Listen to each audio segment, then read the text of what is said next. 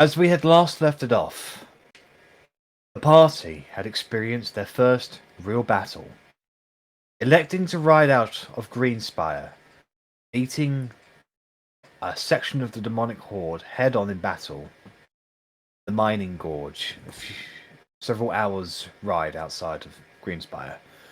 Battle lasted for about an hour, and despite being outnumbered, the skill, the strength, and the bravery of the party led the druids to victory over the demons. As it stands right now, you guys are currently on the aftermath of the battle. You stand amongst the various bodies of the demons. Some of them are melting away, others are still alive, but are being finished off by the druids and their blessed weapons to truly destroy the creatures.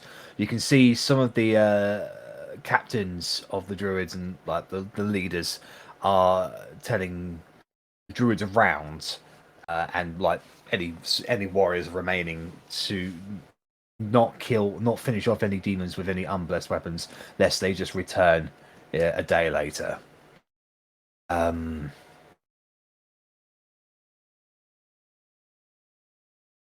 As you guys walk around the battlefield, there are druid casualties. However, you have gained an experience that you suspect is you have been bloodied in your first battle. There are many more to come, you suspect. But if it goes as well as this one did, then the king does not stand a chance. So Korgrin, Otti, and Verity, you find yourselves in the center of the battlefield. Verity still quite giddy over the fact that her disintegration finally worked. Eventually, you guys are joined by Arrabella, and eventually Russ, and eventually Rennas, who is covered head to toe in shadow demon blood and guts. You've all taken a little bit of damage at this battle. Like, inevitable. Like, the odd scratch here and there, the odd thump here and there. And you are all pretty tired. However, together, never really felt more unified or stronger. It shows. As the soldiers around you, it gives you bows of respect, like nods of acknowledgement and stuff, and it just generally give you like a respectful wide berth as they go about their own business of finishing off any stragglers of demons that lay on the floor. I mean, you can see a few of those manaces, the pussy creatures, their legs don't work anymore, and they're just sort of like crawling on the floor. There are a few dretches that once their leaders were destroyed, they just became animalistic beasts, and just if you find a couple of the like probably about a dozen or so of them scattered around that are just not fighting, but they're just feasting on the corpses of their victims. And if approached, they do attack, but they're swiftly dispatched. The larger demons have all been slayed. You can see off in the distance that there is one Balgora that is currently being tied up in vine ropes.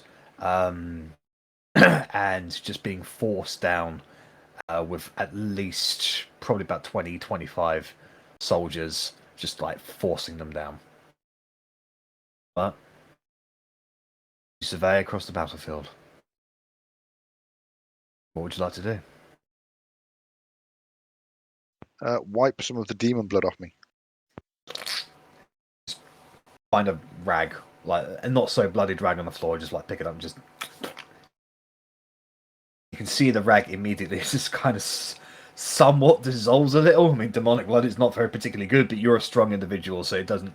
It tickles you at this point. Messes up my hair though.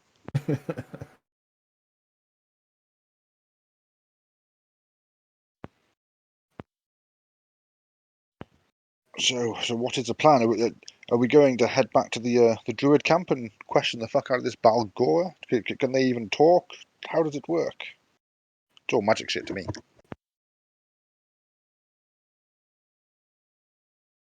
You know, I don't Oh. actually know if they can speak. Is Rhea and that still there? Make a perception check for me, please, Russ. Oh god, hang on, I'm not even my character open yet. Come in. Sorry. Okay.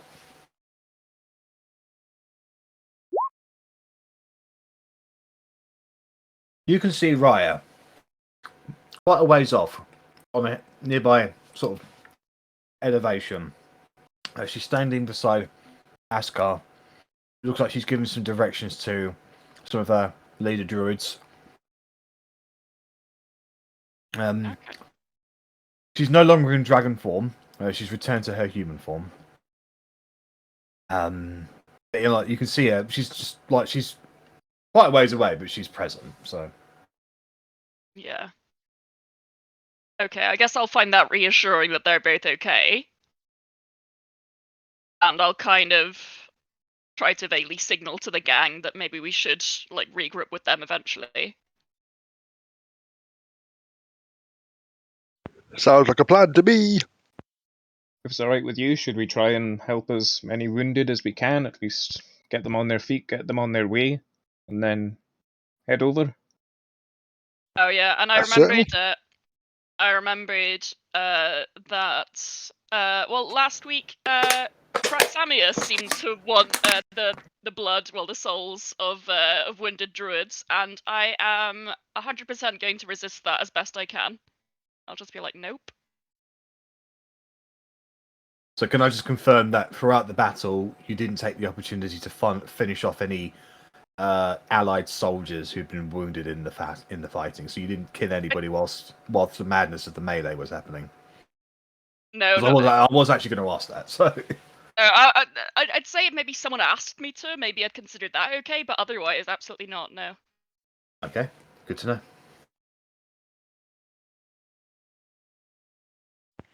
Your patrons are going to be, regretting this deal he made with you. Yeah, very Well, pissed. Very pissed. It's that's what happens when you're a kind of like a good person working for a bad thing. So no. Indeed. Right, so I'm a bad person You're working for in the group. retail?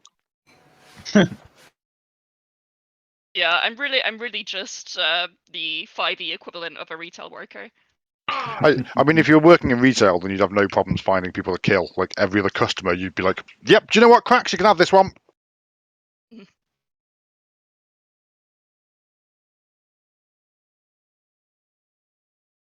So yeah, are we? Yeah, we can go around. We can help up some wounded people. Okay. Half carry them back to the druidy camp. I've got all 6 of my healing warlock dice, so 6 random people are going to get d6. Righto. Well, there are definitely wounded, and any healing that is provided is greatly appreciated. All in all, Briar does sort of give the command that the face to leave the dead where they lie, and the face spirits will come and guide them into the afterlife. Any demon remains are to be burned. And so a detachment of soldiers or druids will stay behind to gather up any of the more powerful demons that don't disintegrate on death, to burn them. Victory. There is also a number of cultists and a few of the human officers of the enemy that obviously died in the battle. A few of them have been taken prisoner. No more than about a dozen or so. mainly just all cultists, really. But you can see them; they've been wrapped up in vines and are under heavy escort from some very angry armed bears.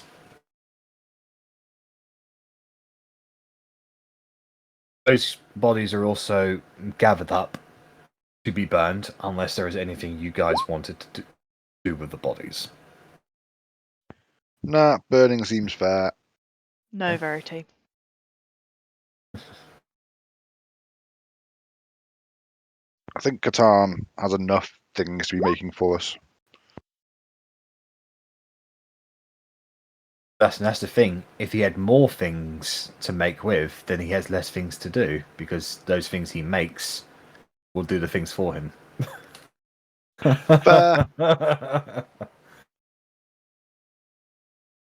Well, we'll invite him along next time, and he can come join us and get the parts done. Oh, okay, no, we won't. I'll go get the butter knife. I'll go get my butter knife. Yeah, what a lovely guy. Okay. Eventually, you guys saunter over the course of the next hour or so, towards Raya. You can see, she's got a little bruise on the side of her head, and a few cuts on her cheek and on her sort of shoulder. And she looks at you guys. Well, wow. I'd heard rumors, and I have to say I saw the vision, but to see it up close and personal, you people are something else. You felled hundreds of demons by yourselves. We each have a part to play in this world. Ours is apparently killing as many things that get in our way as possible. Which works for me. I saw you take on hundreds of those shadow demons with nothing but a group of bears behind you. The bears were very helpful. The bears were distracting them, so I could just finish them off quick. It was great. Unfortunately, we did lose more archers than I cared to have lost. Yes. But she turns towards Arrabella and says, "It's because of you that our archers on the left flank are able to stand and go home today. So thank you." Arrabella just nods and just turns away. I'm sorry I was not able to protect the ones on the right. They were unsupported, unfortunately. We didn't expect there to be so many flying demons, of course. Certainly not. I nearly ran out of arrows taking the bloody things down. But it worked. The casualties we inflicted on the demon hordes from above the gorge, I think, are the reason why we won today's battle.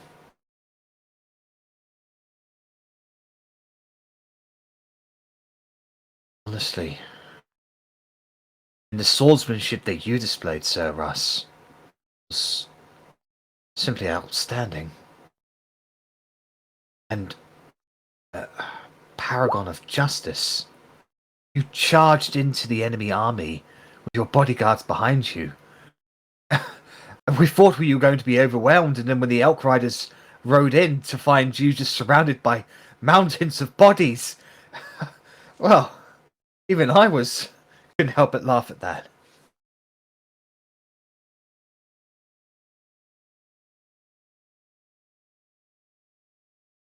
Sorry, I It's chose the not- wrong time to have a mouthful of food. Who are you eating on the battlefield? None of your Disgusting. business. Make sure you eat their heart to gain their courage. We were more than happy to help. I mean, you needed us for this battle. We have strengths, and we were just happy to be able to put them to use here.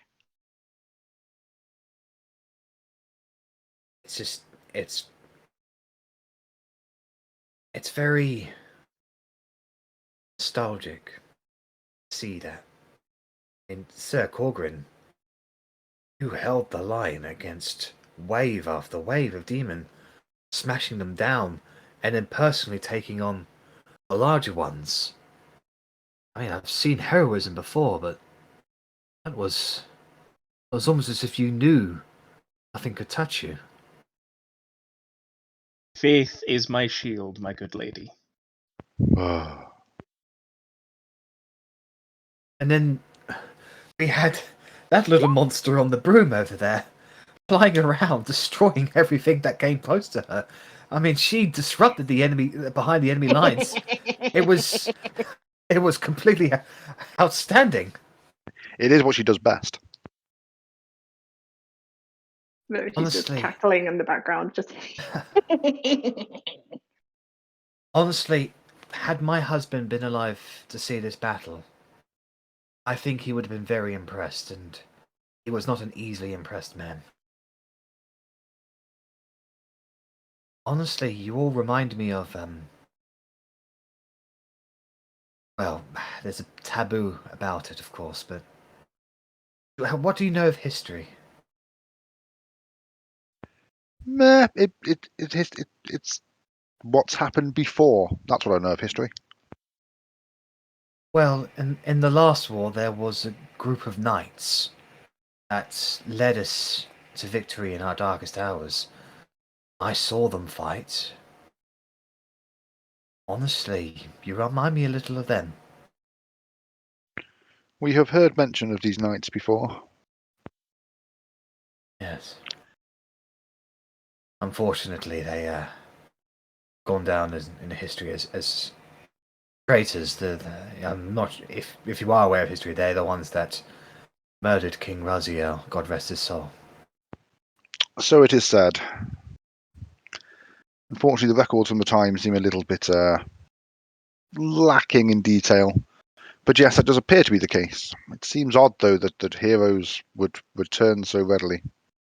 I feel there is more to this story that we do not know.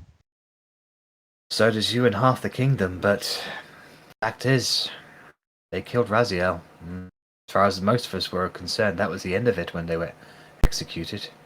It's But maybe in any case, it's irrelevant. Thank you. Thank you for leading us to victory and survival today.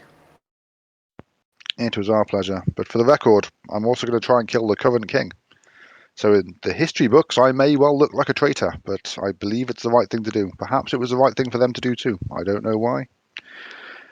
Well, Maybe we'll never know. the king has made an enemy of the druid clans today. And you know what they say? The enemy of my enemy is my friend. You can count me and my clans alongside you. That is good to hear, and I am sorry that you have lost people on this day, but together we will end this this demon summoning ridiculousness. It cannot be left to go on unchecked. Indeed. we will be honored to have the druids on our side. They will be honored to fight for you. Hundreds of individuals can go home to their families today because of the actions you did. The heroism you displayed. Don't get me wrong. We will tell any and all who will listen actions and the abilities of the Guardians of the Forgotten. How they started off this war with victory at the Battle of the Gorge. Whee!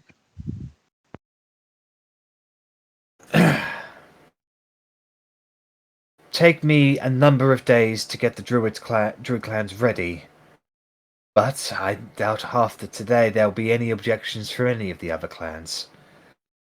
And I'm fairly certain I'll be able to convince some of our Sylvan friends to join alongside us as well. We have good relationships with them. That is very good news indeed. I believe that we will be departing shortly to go and see the Centaurs, but hopefully we can arrange things after that once you have gotten your clans together. Yes. We will be here in these forests when you called of us. But if there is a place you would wish us to rally, let us know, and we shall make our way there post haste. Well, as mentioned previously, it would certainly be appreciated if you could accompany us in dealing with the Royal Second Army outside of Feliderzan. But we can certainly be in touch. I appreciate you mentioned that you need to be in contact with the other clans, and it'll take us presumably some time to reach the Centaurs anyway, and also convince them. But hopefully, if you could prepare yourselves, if it's going to be agreeable.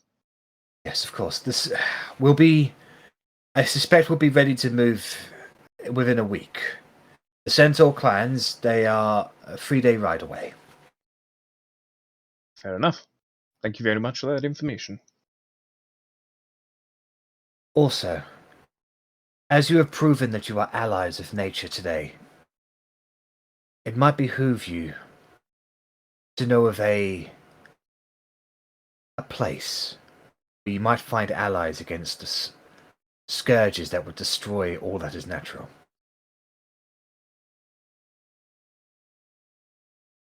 Several days north of the Everautumn Forest, before you get to the Black Mountains, there is a relatively unknown entrance into the Underdark.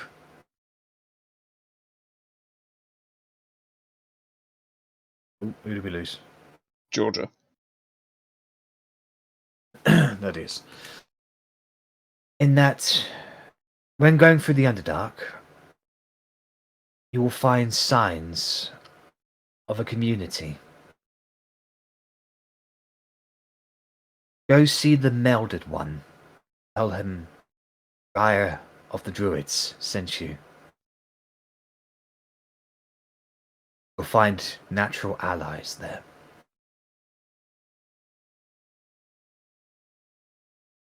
We have this, been to the Underdark. Who were we expecting to find down there? They are known as Myconids. Ah, the mushroom people. Have you met them? We have seen. No, we were told of them by someone else in the dark. I can't remember who off the top of my head. We've also seen evidence of their community. We saw the glowing mushrooms. We did indeed, yes. Very well. Well then.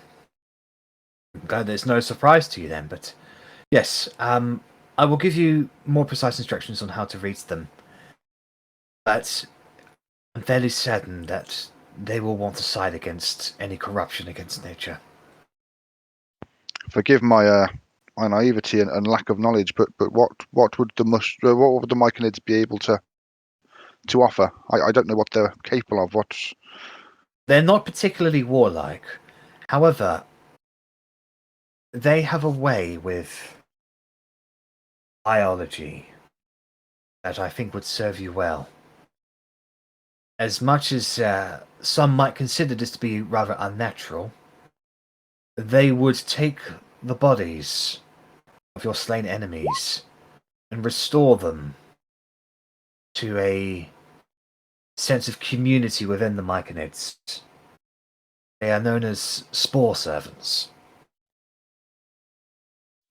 That sounds interesting.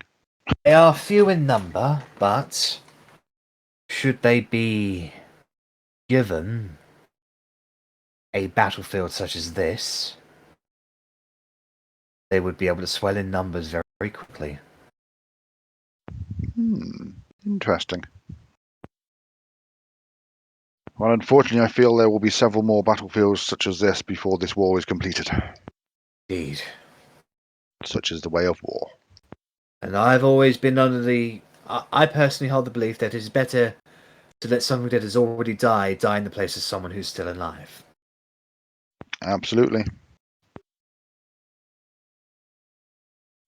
If I die and cannot be brought back, anyone is welcome to do whatever they want with my body, because it's no use to me anymore. Don't say that to Catan. Many, many, many miles away. Good to know. I mean, meh. A zombie Rennas is better than a no Rennas. Well. Questionable. If you wish, I can provide you elks to ride towards the Centaur clans. That would be very much appreciated. Well then, when do you wish to depart? That is a good question. Do we feel we need a night's rest before we depart, or are we going to get going and sleep on the way? What's Not obviously on the the way, but time currently? It is currently about. Oof. It is evening, so. and we're 2 hours away about- from the Druid camp, aren't we? So Yeah, probably about 8 p.m. or so, maybe 9 p.m.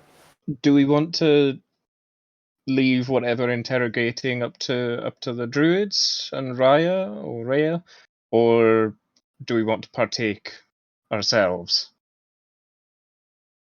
We have ways of making creatures like that talk. okay, it sounds like they've got it in hand. Fair. I just want to. I don't know if I've already asked the unicorn this, but I want to ask the unicorn about the visions that Steve gave me and about the tuning forks to the celestial pain.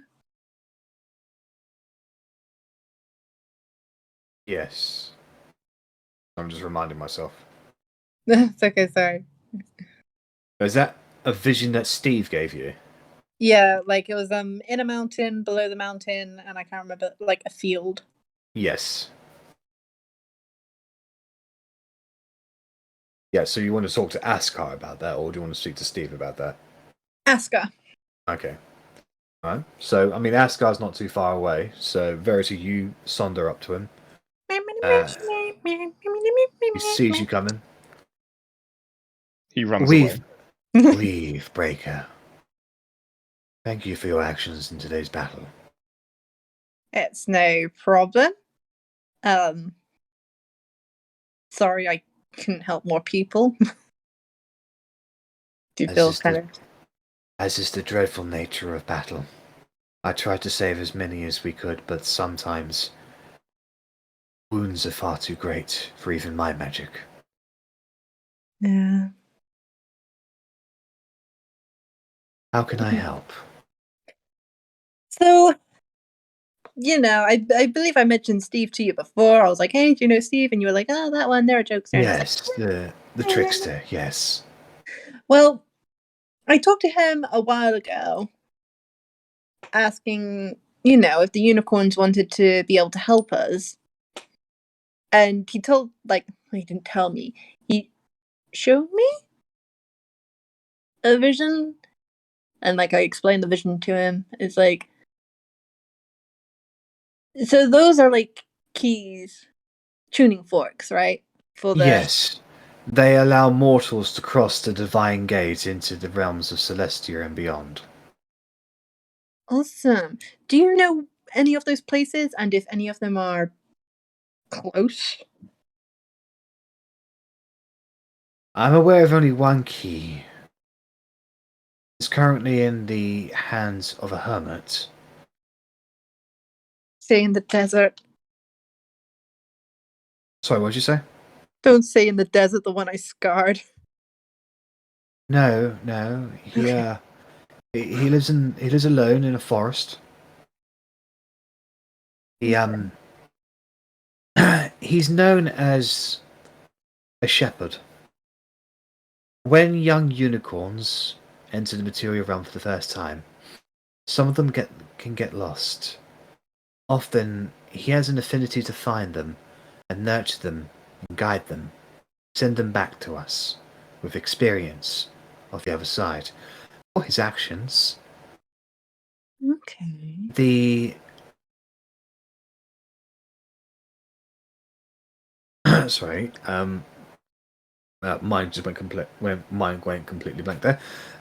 For his actions, councils bequeathed on him a tuning fork, so that he may see his rescuees grow up, become true examples of divinity.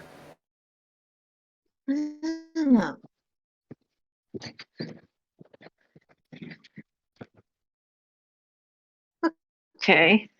So sorry, I have to go check on my food in the oven.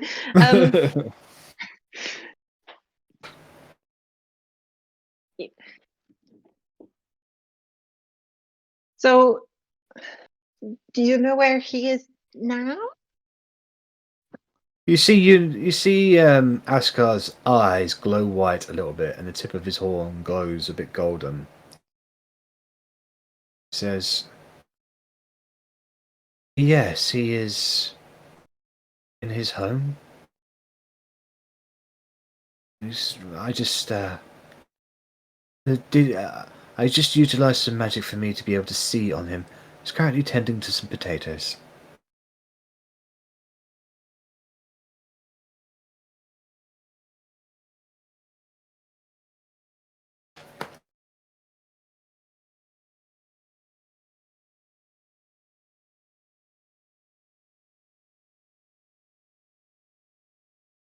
I assume she's doing I guess. food. She's setting fire to the house. That's exactly what she's doing. Sounds like a Verity thing to do. Yeah.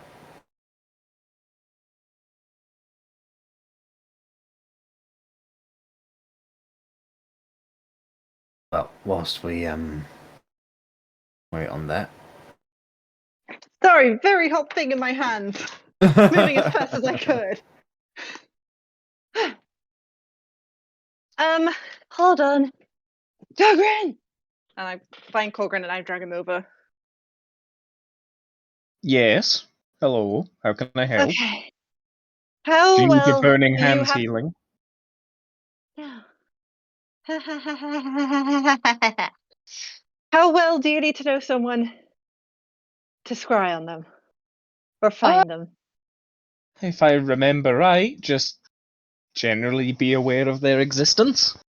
Obviously, having things of theirs or knowing them particularly well and that kind of stuff generally helps. But if I'm aware of a person, I can certainly try and scry on them. Esker, can you describe the person to Korgrin? This person that Esker has a tuning Yes. for to He Celestial. is elderly. He is of half-orc descent. He has hair as white as snow. He is paled. Goes by the name of Rokara. They exist. Good enough for Korgrin. All right. And why am I being told about this person? Because I can't scry, and I believe you can scry. Yes. And that person potentially has a tuning fork to the celestial plane, Oh, which means we can help have the unicorns help us. And maybe you can meet your buddy. well, that would be nice. Oh, I mean, God. I don't know much about scrying, but is that going to help? I mean, if he stood in a field, you're going to see him stood in a field. It's not going to tell you which field he stood in. Well, Rennas, if you're you not scry there. on him, maybe then he can use sending on him. Well, that was my next point. Then why not just skip straight to the sending? Don't you need to know them to send? Generally, yes. Oh, okay. I don't know about the specifics. I don't know if I need to meet them or if I just need to know of their existence. But everyone I've sent to, I've met and known, spoken with, etc. What's this guy's name? Rokara. Rokara. Rokara the shepherd. And do you perhaps know where he is, Mr. Askar or Miss Askar, or just Askar? Ascar is fine, thank you. Rokara is currently in his home. Yeah, that's the same answer I got. Where is his home located? Many, many miles to the east.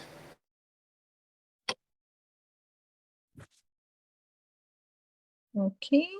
Could you be a little bit more specific? He lives between two gnarled trees with the overshadowing of a large rock. And if you had to place it on a map, where is it nearby? I am not familiar with your map. I see. Fair. That one's on me. Well, that's fair. We can always certainly try. I'll see if there's anything I recognise in the area, etc. But Do you have anything of Rakaris on you? I do not know. Didn't think so. There was a large castle near where he lives. I know that much. oh, He's a Might be- druid. might be Fort Might. That Large would be my guess. castle.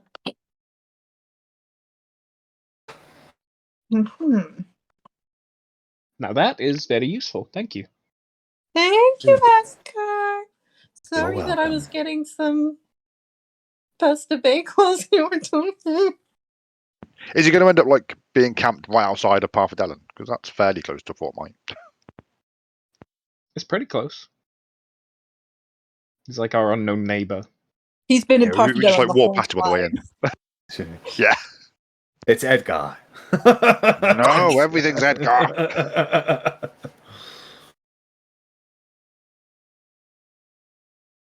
Well, fair enough.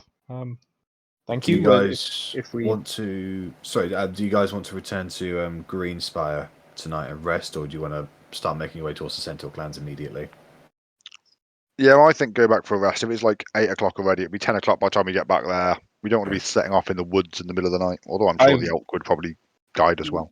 Yeah, I was going to say, like, depending on the time of the day, it could have been a travel, rest overnight, and then set off again. But given that it's already relatively late, it's probably best we just rest and go first thing. How do druids celebrate? I'm assuming there's some kind of celebration going on tonight. Get involved in that shizzle.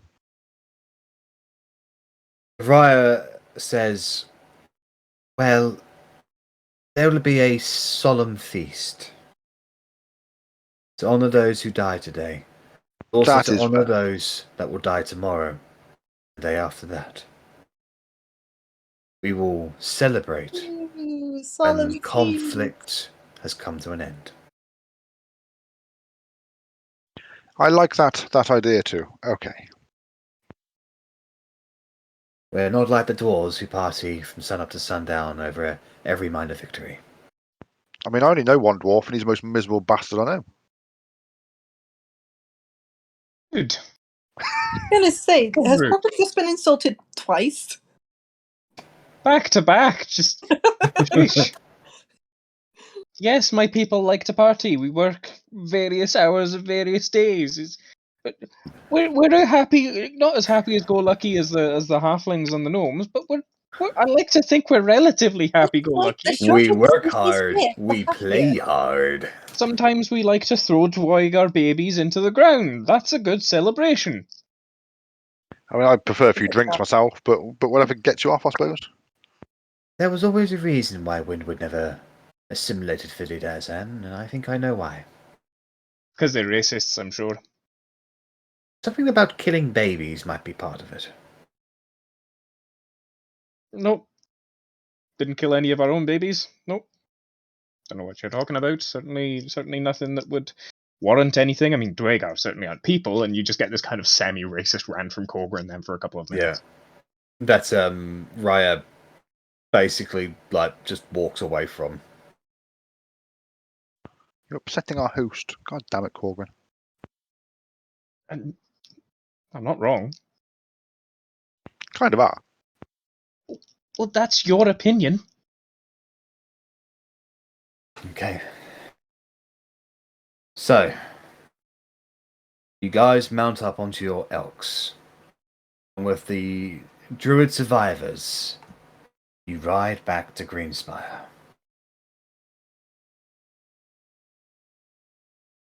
The march is slower than what it was to get there. It's a lot more quieter as well. People just have that sense of, I survived today.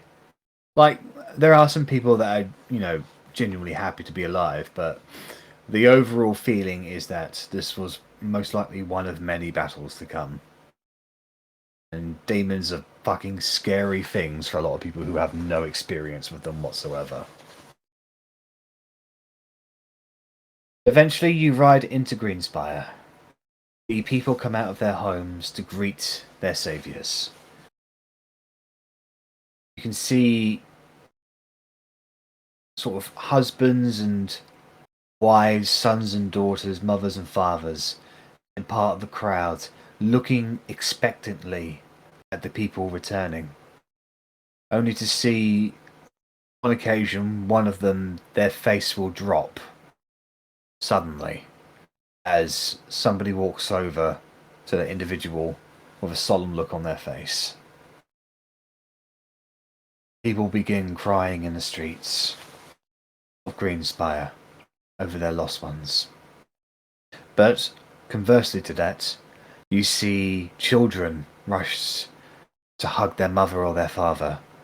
You can see a son or a daughter go up to their waiting parents and just give them a big hug. You can see lovers embracing. And you can just see friends just give them drinks ready for them. And the unity here is quite similar to the unity that the people all the way back in Oakenheath had. Like, there's a large enough population for it to be diverse, but it's small enough to be communal.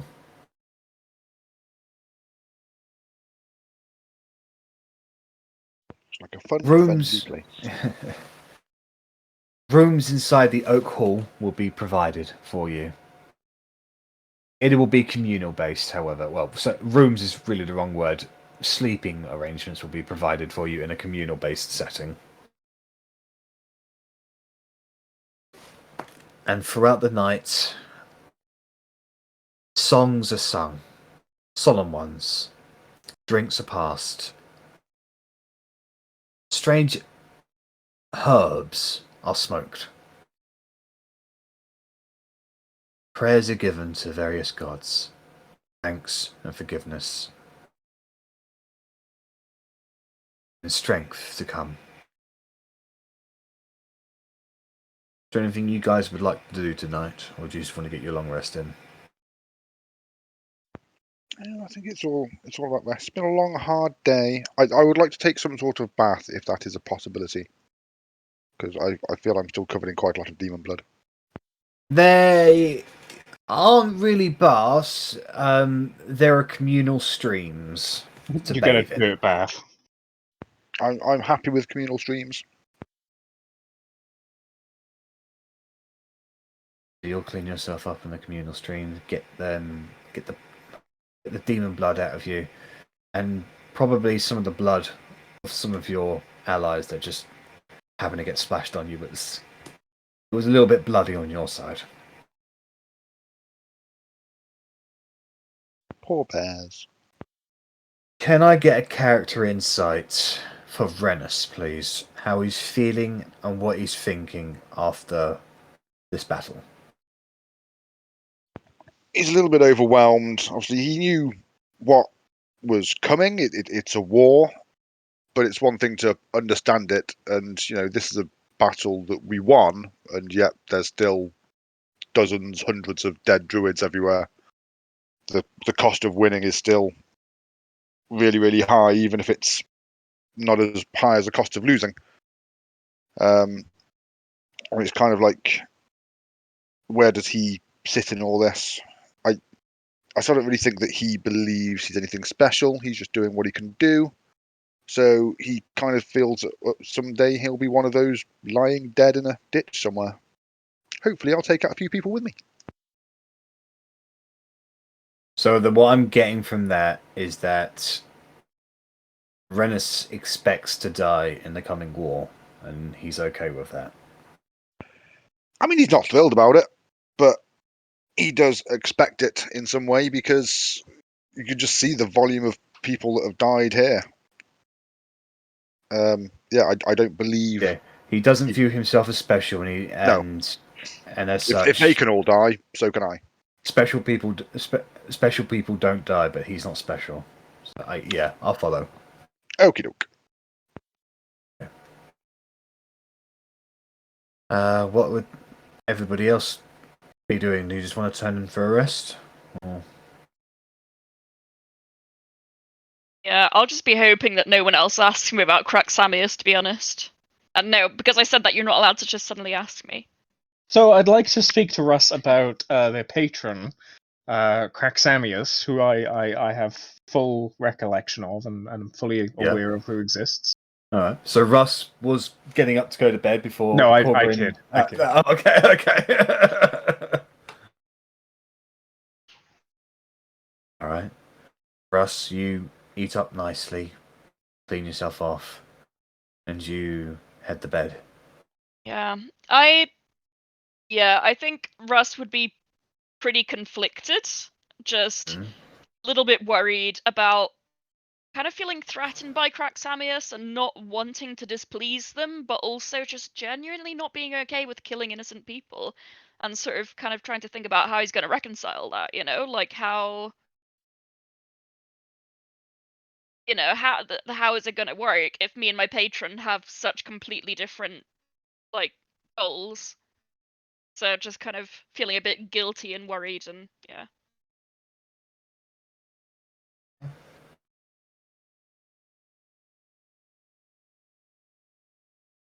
Korgrin, Otti, Verity, do you just head to bed?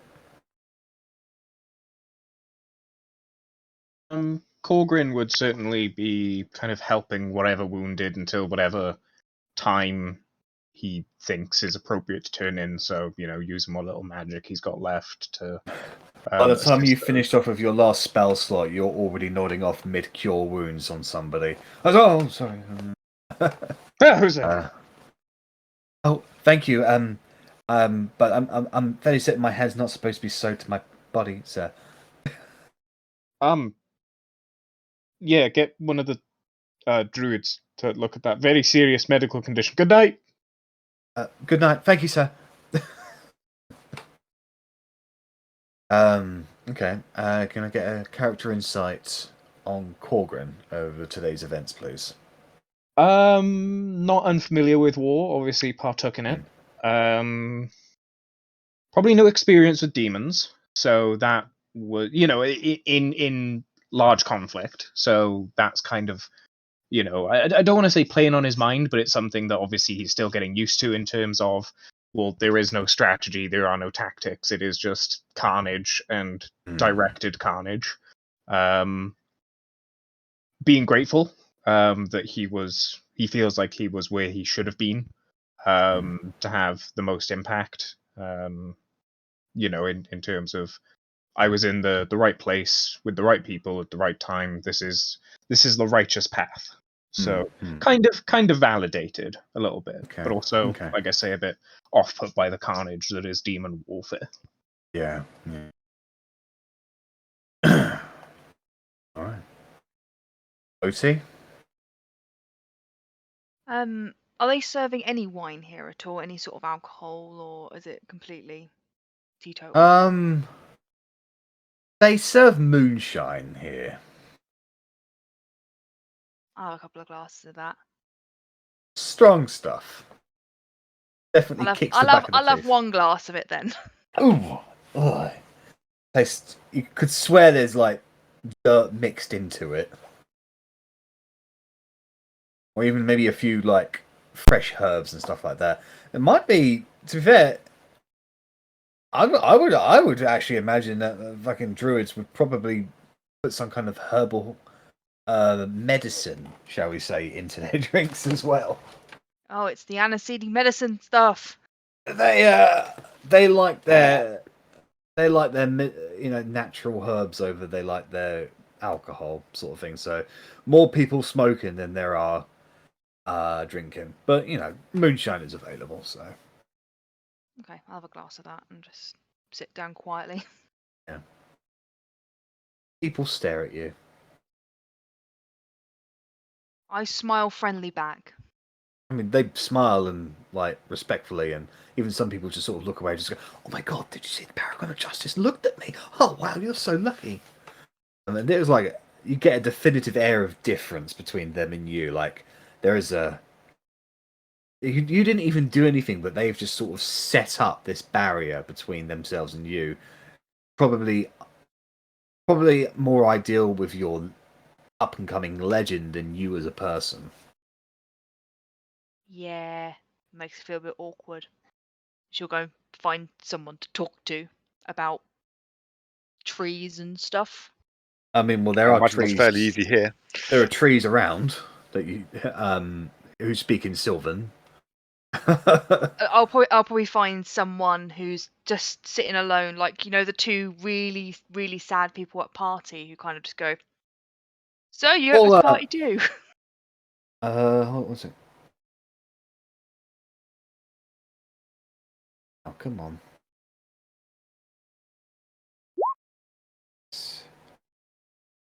So you find a gnomish girl who is got blondish hair, freckles on her face. She is kind of like she's dressed in druidish garbs or so. Got a few like flower petals like draped into her, her garments and stuff like that. And she's just kind of like picking flowers and then regrowing it with druidcraft side of the corner. She's like not really talking to anyone. You walk up to her and just make eye contact to her, and she just goes, "Hi."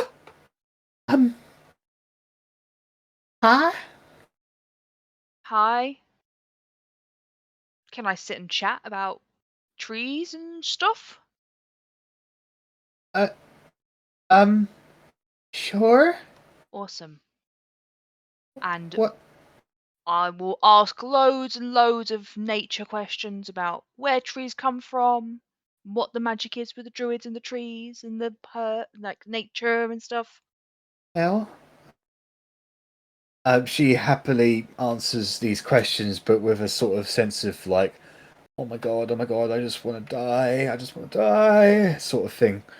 But she does warm up to you in not warm, but her anxiety sort of leaves her over the course of the next 5 or 10 minutes as you seem genuinely interested in trees, and she's more than happy to talk about them. And she goes on to tell you about how the druids have got a coming of age ritual here, where they actually go into the Feywild to find an item that they're so from birth.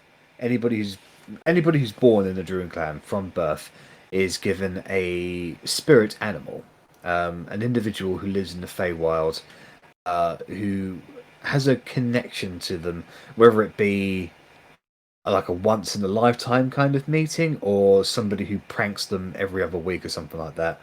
As a coming of age ritual, they travel into the Feywild to find an item that their spirit animal has placed there for them, and they bring it back to the material realm. And when they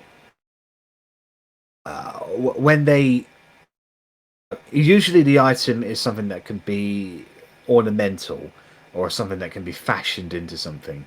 Whatever it is, the druid is meant to change that item to sort of incorporate it into the buildings around them, or even to the trees, so that a part of the Feywild and a part of who they are as person will always be connected to this place. She has only just recently completed this ritual. She was able to get an acorn from her spirit animal, which happened to be a stag, and she was able to bring it back. And this acorn itself was fashioned and placed inside the roots of her home. So she's just sort of happy to carry on to the tradition of her family. Oh, sweet. That's like the cutest thing ever. And I'll just carry on just talking to her most of the evening. And eventually, tiredness would overcome you, and you would retire. So can I get a character insight into Otti over the events of today, please? I think she's feeling quite overwhelmed. She kind of went from, ooh, here's a fight, to, oh shit, here's a fight. And I think the realization of how many people were injured and killed. A lot of the battles we've done, we've either completely wiped a group of people out or we've defeated someone. So the fact that there was actual losses on our side is kind of a bit like, oh shit, I've read about this, but shit, this is happening. So she's probably feeling a bit overwhelmed, hence why she probably wanted to have a drink. I see. And then made awkward more by the people who were idolizing her because she's average Joe.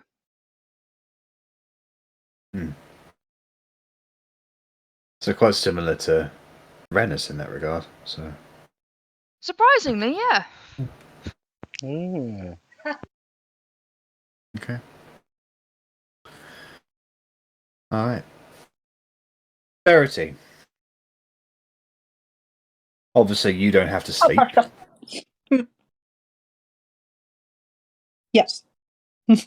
So, what will you be doing throughout the evening? Well, for a little while, I'll probably be like, because I imagine there's more people sleeping in this shared area that we're in. Yeah, like probably around the region of about 100 people or so are sleeping here. So I want to try and fashion, like, I would be trying to fashion, like, sorry, I think, oh fuck, I'm getting a nosebleed now as well. Lovely. oh bloody hell! My God, my Literally. day is just so typical. You got to stop snorting cocaine when you're playing D&D, George.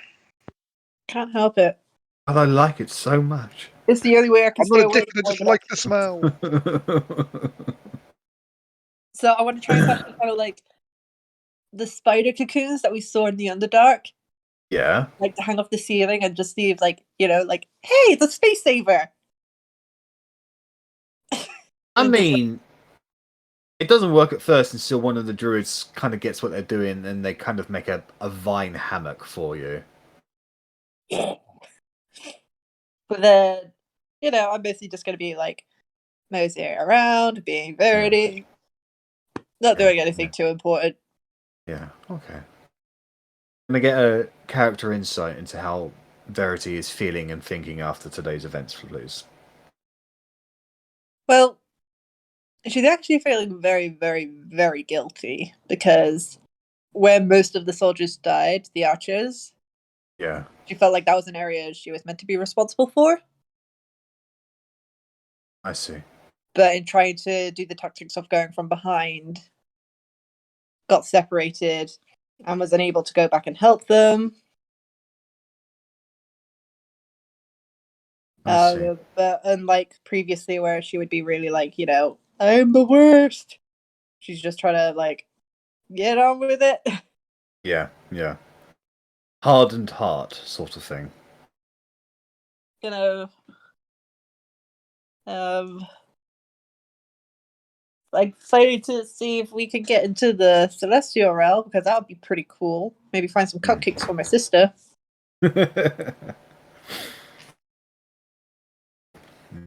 Okay. What if we all end up with a cupcake addiction?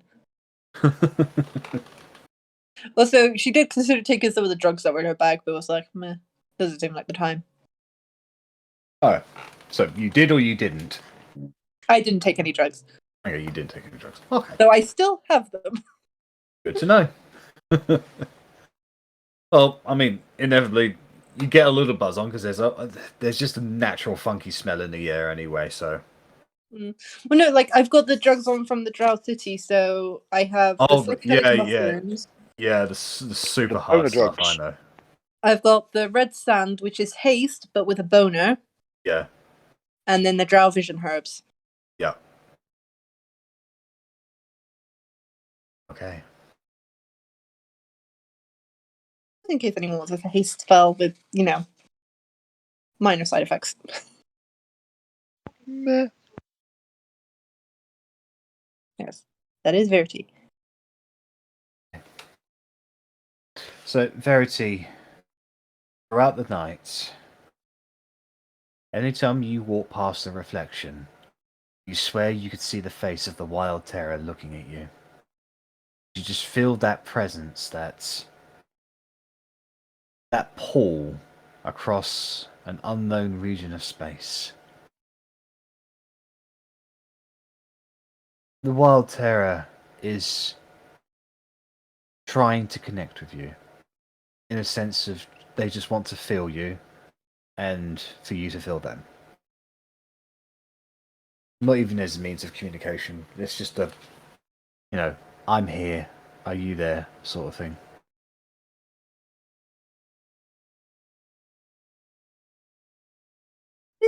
Like if I feel like that pull, I'll probably like meditate on it a little bit and be like, "What up, buddy?"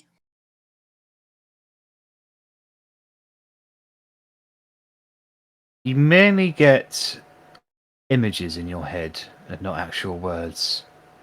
But it's you get the image of a battlefield.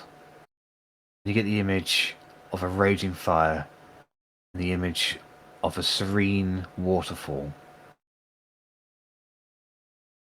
And then the image of Verity in between those two places of existence, the fire and the waterfall. And you get the sense of the Wild Terror is just wondering whether or not, discord of the battle is affecting you, or if you're okay, sort of thing. It's just a lot of it's up to interpretation in regards to the images that you get in your head, but that's the general sense that the Wild Terror is aware that you went through something today, and they just want to make sure you're okay. I'm good for now. Especially I have you, buddy. And then, whilst this is happening, you get something of a kind of a beep in your head, as almost as if someone's on the other line. Oh my gosh, Steve! Popular person, Verity. You can feel Steve trying to connect with you. I guess I can do like a 1 second. Get on my broom, hop away from the village a little bit, make sure I'm not followed, Yep. and I'll do like a ritual cast of commune.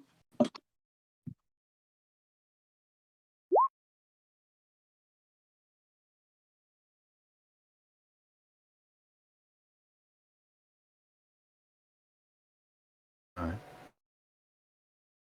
So, you ritually cast commune, and your mind is taken away from the green trees, the stars and the clouds and the moon.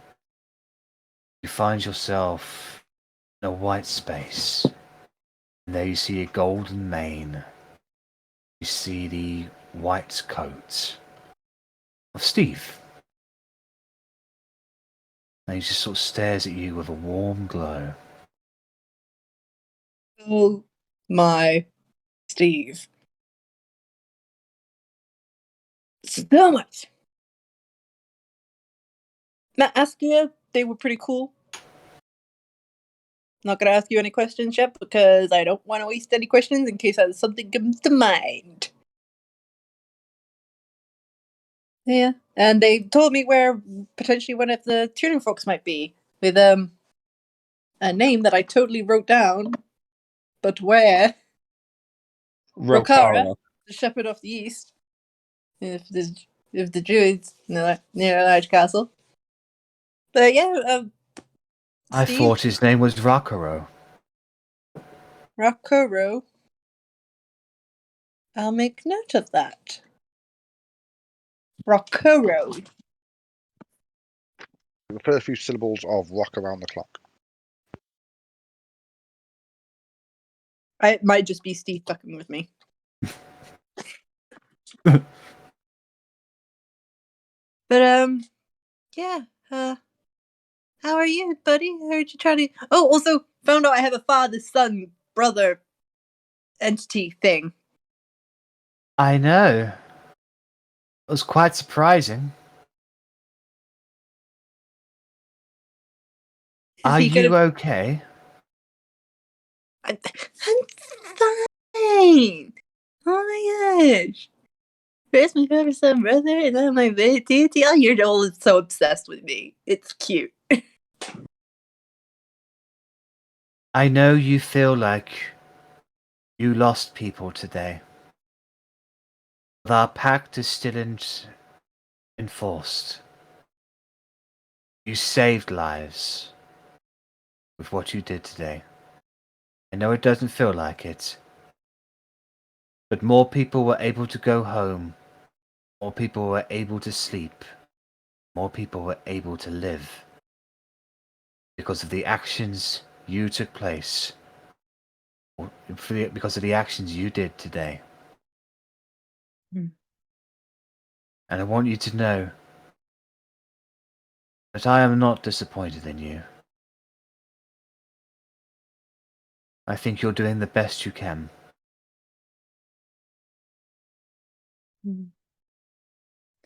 Sorry, out of character. Yep.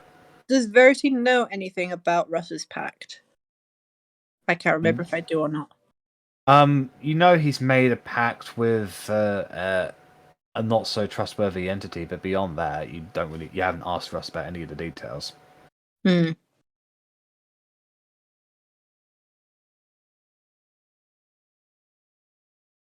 I spoke. Sorry. Go on. Steve goes on to say, I have been yelled at today. Oh? By the stern one, Askar. Why did they yell at you? Because apparently I've not been forthcoming with you.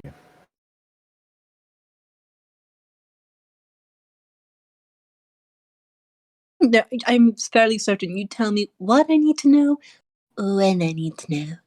I am bound by the rules as dictated by the ones who created me. There's a unicorn code? It's God code. First God rule of code Unicorn in the Club. caller. It's sometimes I say things and they have to be misleading. And sometimes I say things because I want them to be misleading. This one I give to you as a gift. The one you seek, the one who you spoke to Askar about. Askar does not know much about the material realm, but I do. Because he threatened to kick me in the face if I didn't, and because I really do like you. I will give you Rokaya the... or Aska? Friend to kick you in the face. Askar. Okay. I will tell you where to find him. Neat. I'm pretty sure Korgrin and some others had some theories, so I'd like to see who's right.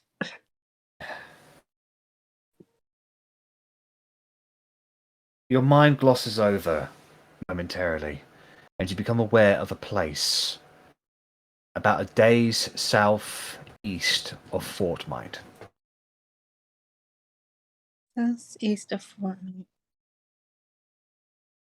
Kind of like, you know, a memory of you going to a place, but you don't actually recall actually going there. So, like maybe a dream or something like that. But should you ever see it, you would recognize it. Okay. Day southeast of Fortnite. And we're going there at some point, aren't we? I mean, you can We might. you can go there if you want. It's entirely up to you. So, Steve will go on to say, and you must bring something with you, but you have to decide which one. And I'll tell you, you should either bring dried mushrooms, or you should either bring the head of a squirrel. Oh no. One of those two items will make this individual like you. The other one will just make him think you're weird. I'm gonna take dried mushrooms. I don't want to take the head of a squirrel. I'll give him my vision mushrooms, if anything. Gosh. Doesn't have to be a real squirrel. Could be a stuffed toy. The head of a squirrel seems pretty morbid. Yeah. This is why I'm a trickster. That's You why do know are my name, right? Steve. Yeah, sure.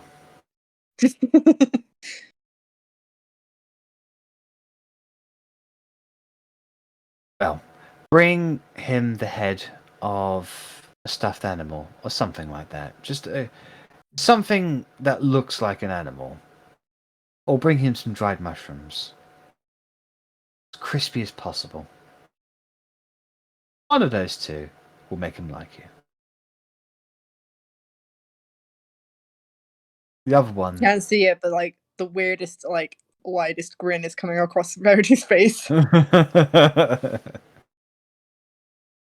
However, I have come I've been able to tell you what I wanted to say.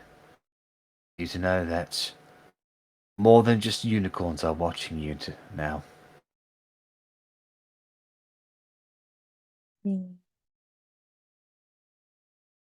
Well, I can't blame them. I'm pretty cool show. Oh yeah, you are. I mean, do you have any idea how many young unicorns have turned themselves blue in honor of you? Huh? It's caused quite the stir with the bearded one. Am I a bad influence? You're a Kardashian. No. I don't want to say you're a bad influence. I just want to say that I found you and I copyrighted you.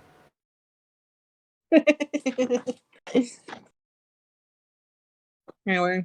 Or maybe you found me. One of the two. Fate brought us together, and you're mine. And I mean, I'm happy for you to have a special relationship with this wild terror. But don't forget, you're my little Verity. I'm your little Steve. Anyway, I have to go and be a creep now and wander around Druid Town. Yeah, no worries. I have to go give somebody a mud pie and convince them it's made of flowers. Bye. Good evening. With that, the commune comes to an end. And I continue to walk the town like a creepy weirdo. Yeah. It's like you scare the shit out of some guards sometimes. Oh! It's you. Up. Okay. Russ, in your dreams, get the visage of mist, black mist, coalescing. Standing in that battlefield. And you see that black mist walking over to a corpse. And a hand, like a vortexy kind of hand, sort of sunders out, touches the tip of their head, and a bluish-like ball emanates from them. And you see this black mist just tuck this little ball away inside of its own body. And he does this every few minutes or so. Eventually, this mist comes up to you and says, "Even if you will not help, I always get paid."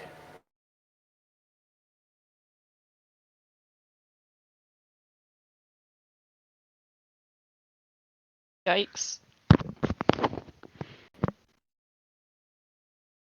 If you want more, give me more. Does this feel like a kind of lucid dream? Yeah, sort of. I think. Yeah. I don't know if I can actually communicate with him.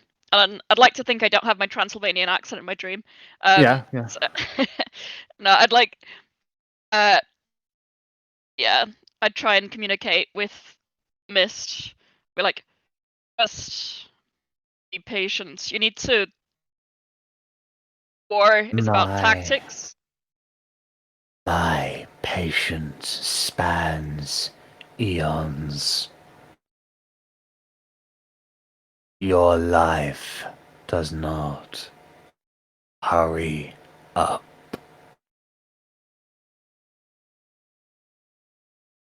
Would I? There will be souls of humanoids coming your way. Oh, I know there will. I already have a buyer for this one. And he pulls out a small little light from inside his own body. This hand coalesces around it and molds it into the shape of a familiar old man who looks confused. But where am I? You were there. You were the one that... Shh. There's a little prince that wants to play with you. What do you mean? Shush now. Return. That old man disappears into the ball, and it goes back inside the mist's body again.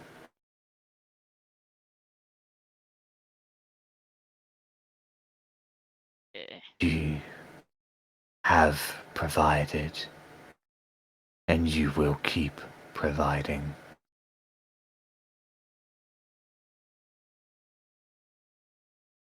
I suppose I have to. If you want more power, then you must.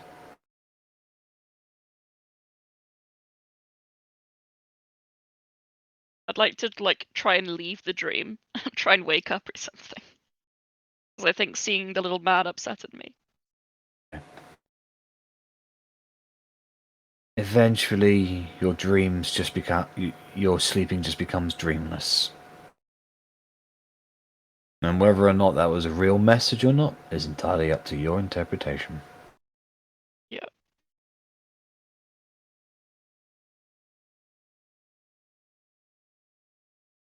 Otti, your dreams take you to a little cabin in the woods. There's a few dogs running around. You can see on the porch on a nice sunny day with a small little breeze, Bellatrix. She's rocking back and forth, smiling at you and offering you a flask of fresh water. It's a happy dream. And that's it really. Should probably wake up in a good mood because of it then.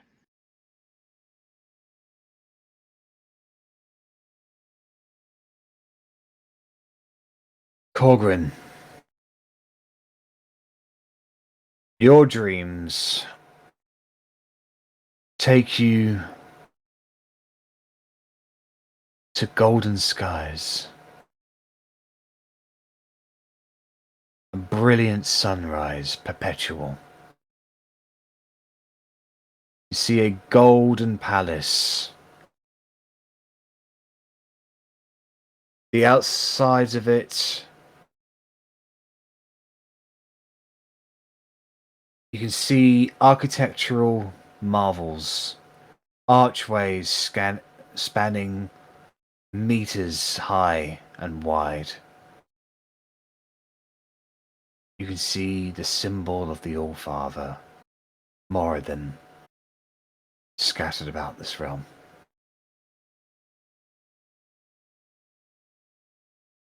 You find yourself in a golden hall with a roaring fire in the background.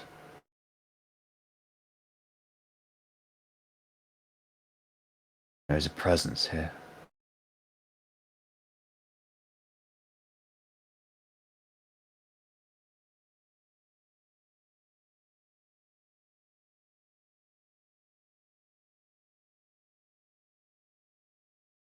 Anything you wanted to do? Probably call out. Just, "All Father, I hope I am making you proud, and I am serving your interests and intentions on the mortal plane well. Do you have need of me?" The roaring fire spreads out and creates kind of like a sheet of flame that washes over the entire area. And it does go over you, but you do not feel burn. You just feel warmth. And an omnipresent voice emanating from the flames speaks out.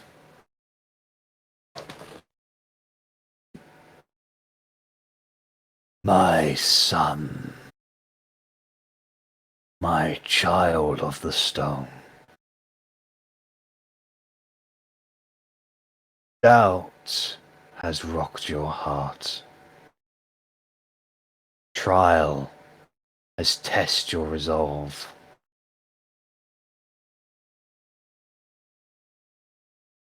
Speak your weakness. Speak your doubt. Cleanse yourself and be born anew.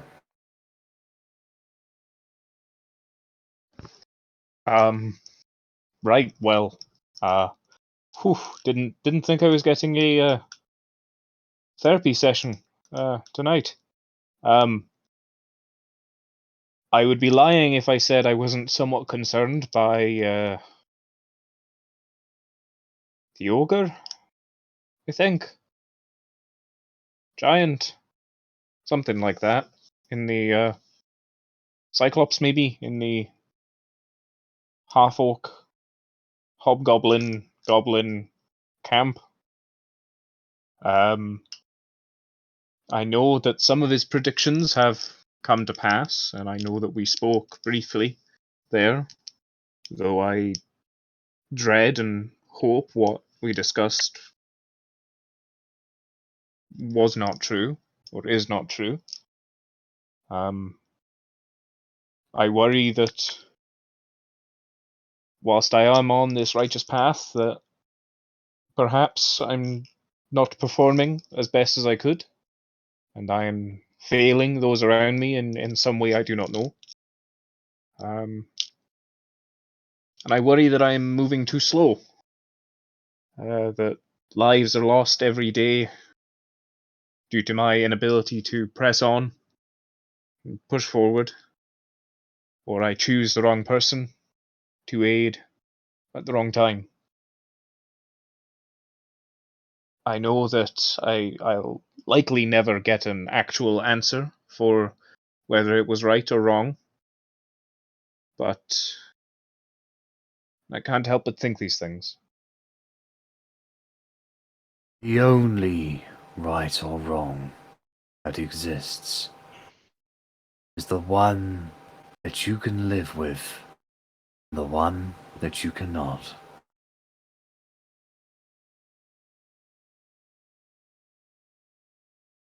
Can you live with the path you are taking, or can you not?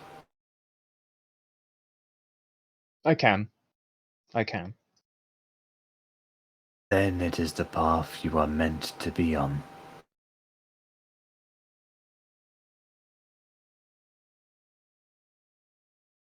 It is your best, your responsibility to ensure that the path you work on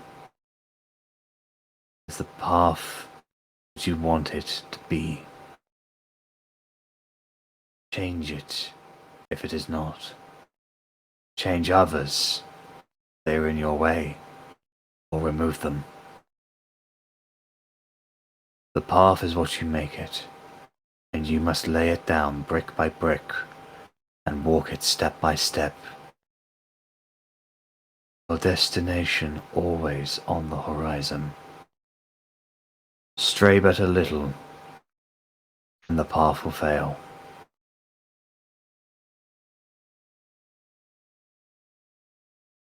Is she with you?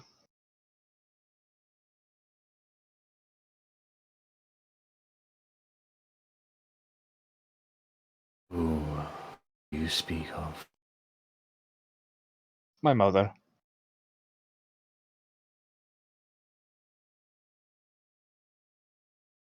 She is not. I have lost my sight on her.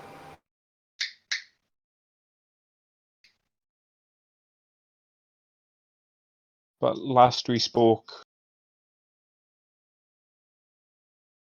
she is dead? Or you think she is, because you cannot see her? Even dead, a creature can be found. One whose soul remains in the multiverse is like a beacon for those who they believed in. She was a devout believer, Korgrin. I cannot find her. I look. Then I will continue to as well. At least knowing that she is not with you means there is still hope. She is out there somewhere. I will find her. I will bring her home.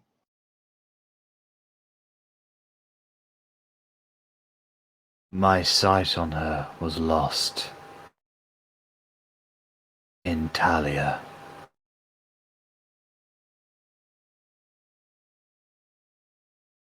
That is where you should look.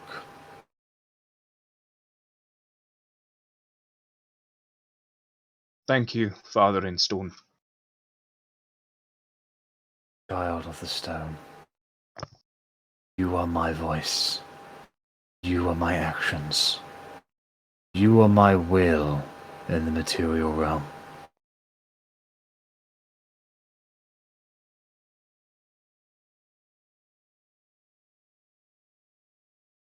Know that whatever knowledge you acquire, there are always other truths to it. Do not let your faith be rocked by the stories of others. I will take that to heart. Thank you.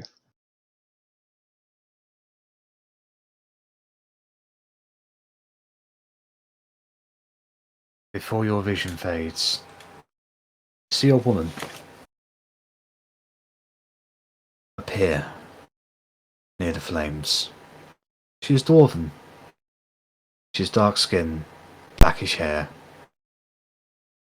kind of like big, kind of like rather beautiful puffy lips. Her aura is that of one of pure divinity. It's fucking Dagnall. The one I pissed off. Uh-oh. She looks at you, and her silk golden dress weaves and shifts into golden platinum armor. All Mother, you grace me with your presence.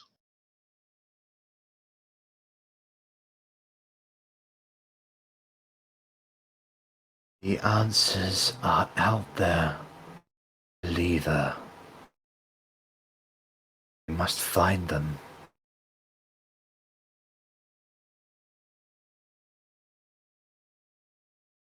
And with that, you wake up in the communal area and notice that your holy symbol is glowing. Only for a moment before receding into its normal form.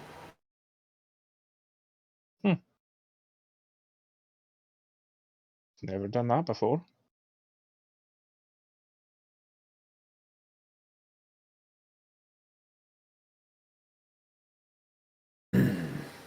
Rennas. Is Rennas there? Nope. He misses out. He misses out his RP. Yeah. You know what? Only RP he ever does.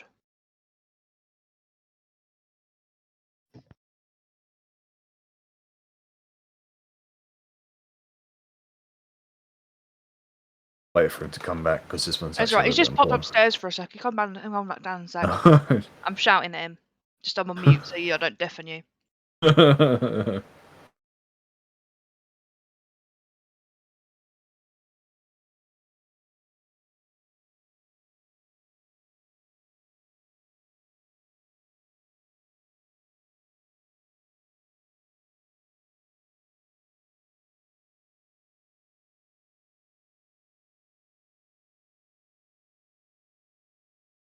Sorry.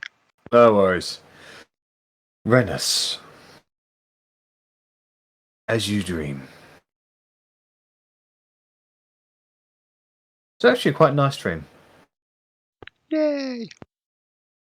You are swimming Scrooge McDuck style in a mountain of gold, gems, and magical items. Really nice. And then something shakes you awake. You come to consciousness to see a humanoid individual standing over you, cloaked and masked. I'm reaching for my daggers. Okay. As I'm you not do going that, to use them, but I want them. yeah. As you do that, the humanoid's finger just comes up where the mouth is, and then gestures for you to follow. As they turn around and walk outside. Well, go to move outside of the oak hall. You can see that they're taking careful steps to make sure they don't hit anybody that's sleeping on the floor, because it's just a mismatch of people sleeping everywhere at the moment. So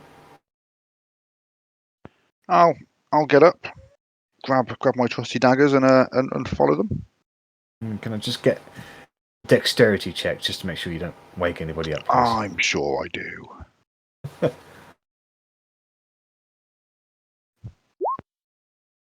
Yeah, you get yourself across. You make your way outside. And there you see the humanoid individual cloaked, standing there with their arms crossed. Can I help you?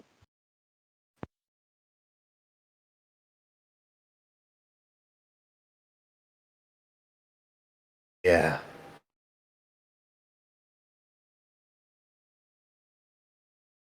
With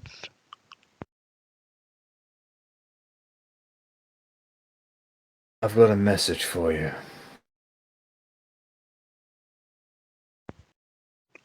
okay.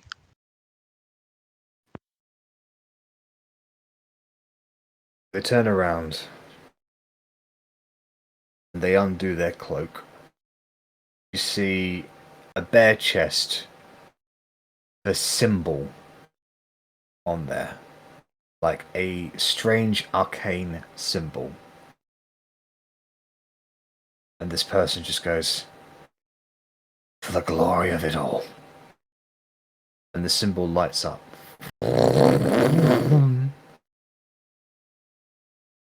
And then out of the symbol, effectively a river of flesh and blood. It just pours out of this individual, who immediately shrivels up into a husk, falls over backwards dead, as the inside starts coalescing and forming themselves around. What the Form fuck? But what? another humanoid individual.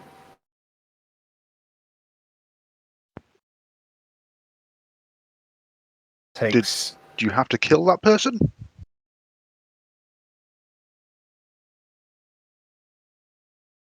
yes.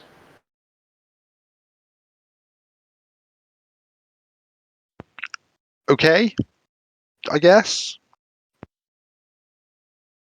I heard what you've done, and I've noticed what you've been doing.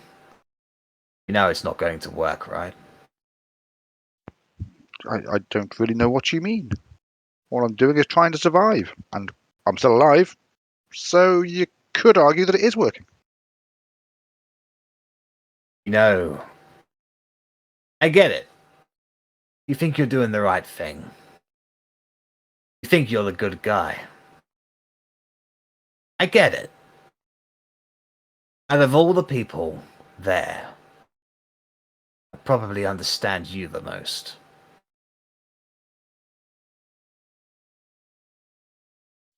I'm not sure I understand myself some days. You're smarter than you think, Rennas. More aware than you think. You just constantly beat yourself up. And you actually know, I'd say the others beat you up and you let it get to you. I don't think anyone beats me up. I think we have a good, strong, supportive group around me. The amount of bickering I saw them do to you. Or why did you kill that person? All those innocent people were hurt because of that. Why did you just do it without thinking? That same mouth of yours caused the death of you. Twice.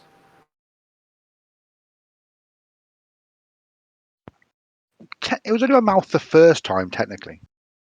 I tried to keep you alive in that arena. Fortunately, Korgrin was strong enough to do it. But I'm hoping that we can have a conversation. Trying to keep my eye on you has become that much more harder ever since you've done something that prevents me from keeping my eye on you. Now I'm just listening to second-hand rumors. Maybe that's how we like it. Yeah. It's annoying. Good. Our life goal is pretty much to annoy you as much as possible. Yes. Especially with that blue bitch. Her name is Verity, and she is lovely. And I fucking hate her. The feeling's mutual. I'm gonna make absolutely no misgivings on this. I know we hate each other to our very core. But it is my hope that I can appeal to your reasonable side. Don't do this. Don't throw people's lives away. Don't let them die needlessly for a war you cannot win. Be a good person. I think you have it in you. I know you're evil, but some part of me wants to believe that you can actually be good. So show it to Coming me. from the guy who's betrayed not one, but two parties who would have died for him, you're calling me evil. Yes, I am. You had everything I ever wanted. Twice. And you gave it all up for a fucking demon. No, I didn't. Kind of looks that way from the outside. You don't know the first thing about me. But I know everything I need to know about you, Rennas. Then you know I'm coming to kill you. I know you're going to try. So I'm going to give you the choice here. You have 3 options ahead of you, Rennas. We can negotiate this. We can stop it from becoming more than it needs to be. I know that part of the King's forces were lost today. And I know that you and yours had a very big part of it. But I also know that they inflicted casualties on your side. Have you ever seen that much death and destruction before? I don't think you have. It's going to be more of it, and you can stop it. By what? Allowing you to summon all the demons you want and just like destroy the world that I've grown up in? Just surrender. Undo the seal. Come with me to Talia.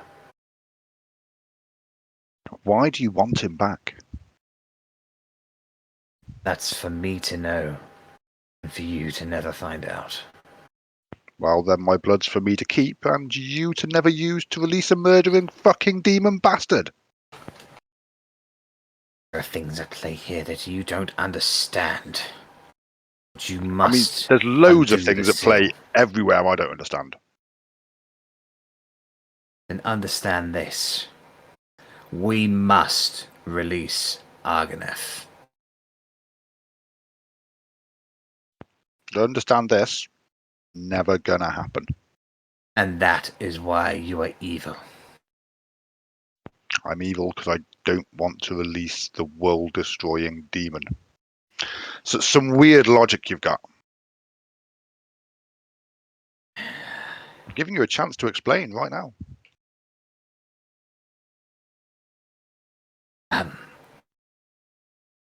You just don't get it. Well, no, because you haven't explained it. At the moment, all I know is Argoneth has killed a fuck ton of people, and you want to set him free. But more have died because he's been sealed. And he needs to be unsealed to undo it all. And what would he do to this world if he were unsealed? He would change it. Change it from being a world full of living alive things to being a world full of dead things? He would make it. He would make it better. Better for who? Would I like his new world?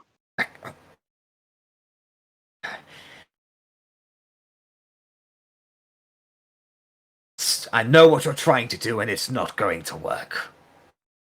Argonef must be released, and you are going to do it, with or without your help.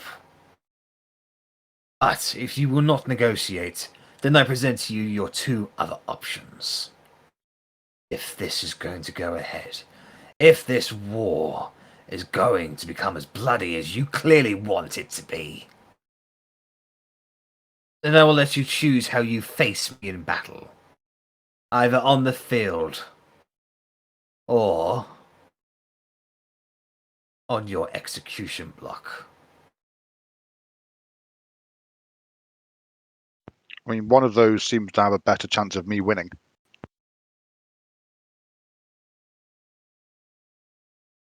I'll either be beside my king, or I will take out my sword and run you down.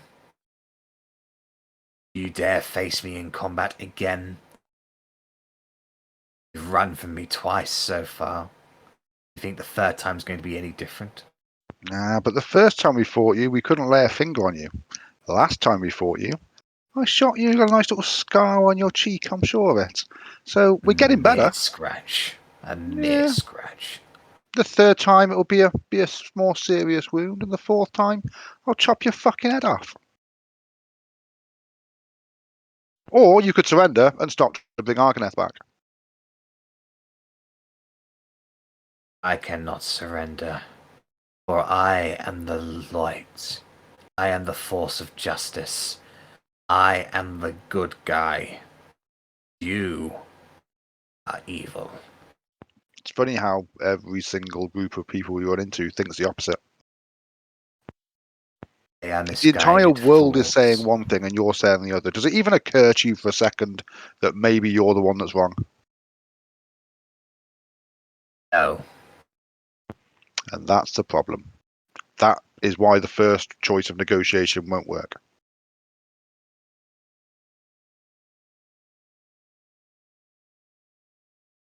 I'd hope to appeal to your reasonable side. Clearly, you are just as emotionally immature as the day you shot that noble. Shooting the noble was still the right thing to do. I stand by it. The next time we meet, it will be to dictate the terms of your army's surrender. That won't be a Or very long conversation. die in battle. Your choice. And with that, the flesh thing just to a pool of blood and mucus on the ground. What the fuck was that? I go and wake up Korgrin. Assuming that I'm actually awake and that wasn't a dream. That was real, yeah. Okie doke. Then yes, I am going to wake up Korgrin to ask him what kind of weird magic makes little flesh monsters jump out of people's tattoos. I mean, you'll see me already awake. I'm just holding my holy symbol and just, yes. How can I help? Weird man had tattoo on chest. Flesh thing jumped out of tattoo. Spoke to me like Talion. Weird as Okay. fuck. But I'm Okay. pretty sure Edgar was just here in one form or other. Okay, so, first question. Did you smoke last night? Of course I smoked. The druids were handing it out like candy. I'm not going to say Right. no, but that's not related. This happened. Okay, did you drink last night? No, I couldn't find it. There's that horrible moonshine stuff, but I didn't really like the smell of it. So I just sticked with the smoke. It was fine. Okay, you might have had what's called a bad trip. Right. We've been together a while. We've been around quite a lot of places. We've seen quite a lot of fucking weird things. Can you not just trust me on this? This just Insight. happened. Insight. Make a 23. persuasion roll. Make a persuasion roll, Rennas. I will when my mouse wakes up. I don't know if I want him to roll high or low. Like, either way, kind of. Rennas is very, very charismatic, so it's hard to see through him at the moment, Korgrin. So you can decide that maybe he's holding something back, or maybe just take things at face value. But in terms of seeing past his motivations, he's a little bit too charismatic for that at the moment. Sometimes I just wish I could peer inside that little mind of yours and just pry it open like a little chest and just rummage around and see what's inside it. But I mean, Otti had that thing of mind reading. I mean, you probably wouldn't like what you saw, but probably not, no. But anyway. but you'd know I was telling the truth, and I saw this, and it happened. Kurazor, Larson, Aboleth. True. So, tattoos, and then Yeah, well, they had like a weird brand on their chest, and then Okay. so they said they had a message for me. So I asked what it was, and Naturally. then he said something like "for the glory" or some shit. It was definitely one of his weird, whacked out followers, and so the brand started glowing, and then all this flesh and guts started pouring out of the brand, and I was like, "What the Ew. fuck's going on?" And then the flesh and guts kind of formed up and stood up and spoke. It was fucking weird. I mean, just balance the probabilities. You're probably right. That probably did Come happen. with me. You'll see a dead body, a dead shriveled up husk of a body next to a big pile of guts and goo. I get out of my sleeping bag. I'm in my little Moradin pajamas. There's little heart Moradin, Moradin. the little Moradin symbols and little chibi dwarves on them, and just little Moradin slippers. Go outside. Is there a pile of blood and guts? No, but there is a small pile of like black soot and ash. I'd like to inspect it. This was Make either an Arcana or a Religion check, your choice. I'd like religion. But you're not wearing your armor because you just said you're in your Moradin pajamas. That's fine. 15 isn't bad. I mean, It's not great. It's not bad. There's plenty of things in rituals that black sooters used for, but can't really discern anything about this that we could be blood or guts or anything like that. You just I mean, it doesn't look like there was a fire here, as in, a campfire. I mean, the soot itself is pretty weird, and you're aware that sometimes ash and soot is used in certain kinds of rituals. Nothing that Moradin does, though. Okay. Did he? What did he say? Did he make Okay. any proposals or? Well, so he was trying to butter me up. He said that I was the one he understood the most, and blah de blah de blah, all that shit, and that you guys were always giving me shit because I'm killing random people. But it's like I only do what I have to. But anyway, moving on. So then he was like, "I'm going to give you 3 choices," and so the first one is negotiation, but he wouldn't compromise on the fact he wants to bring Argoneth back. He seemed to think it's required for some reason, but didn't bother explaining that. Just, I guess, wanted us to trust him. Of course. Which I obviously passed on. And then it was like we either meet him on the battlefield or at our execution blocks. And again, I chose the battlefield because that seemed like a better choice for us. Who was that, George? We lost. Georgia. But yeah, mostly it was like a bunch of just self-important waffle, as I'm sure we're used to from him. But yes, the truth sayer spiel. Oh God, he went off saying, "I'm this, I'm that." Like we're all evil and he's all good, and the truth bringer and all that crap. It's like, what's with this guy? Literally summoning demons, admits to summoning demons, and still expects us to like him. What a weirdo! Yeah, a little bit. I mean, I think probably Gatan would probably know the most. I mean, that sounds kind of. I don't want to say undeady, but it when you're It does sound like Catan kind of magic. I mean, it was creepy as fuck. Yeah, when you're pulling someone's guts out just to make a messenger of yourself, I mean, that's kind of pretty vain, just naturally. And also the fact that it's out of someone else's blood and guts and bones and shit. Could I try and draw the little symbol that he had on the band? Make a dexterity check at disadvantage. Because you're drawing from memory. I mean, it looks like it, but it's not a perfect rendition. The brand looked a little bit like this. I'm just wondering if we should keep an eye out for it, because it was definitely linked to him in some way. Like I said, the brand glowed when he did weird magical shit. I mean, that could maybe be like symbol. That's a powerful spell. It reacts to certain stimuli, certain conditions that are set by the spellcaster, and things like that can happen. And that's a drawn or a written or a created mark. I wouldn't say it was glyph of warding. It doesn't seem appropriate, but he didn't feel very warded. He seemed quite dead after he activated. I feel like guts coming out of your own body is generally unwarding, really. Yes. But that's good to know, I guess. Like you say, it's something to keep out for, and maybe that. I don't want to say routine checks of everyone's chests, but I almost said that, and then I realised what I was saying, so I stopped. Yeah, it's a no, but it's a. If we're seeing some loose T-shirts and there's scarring or branding, maybe we inquire. What I'm hearing is I should surreptitiously stare at as many chests as I can. And I'm on board, Korgrin. I'm on board. You take whatever you want out of that. Korgrin doesn't agree with it, but it did come out of his mouth, so he is the messenger in this scenario.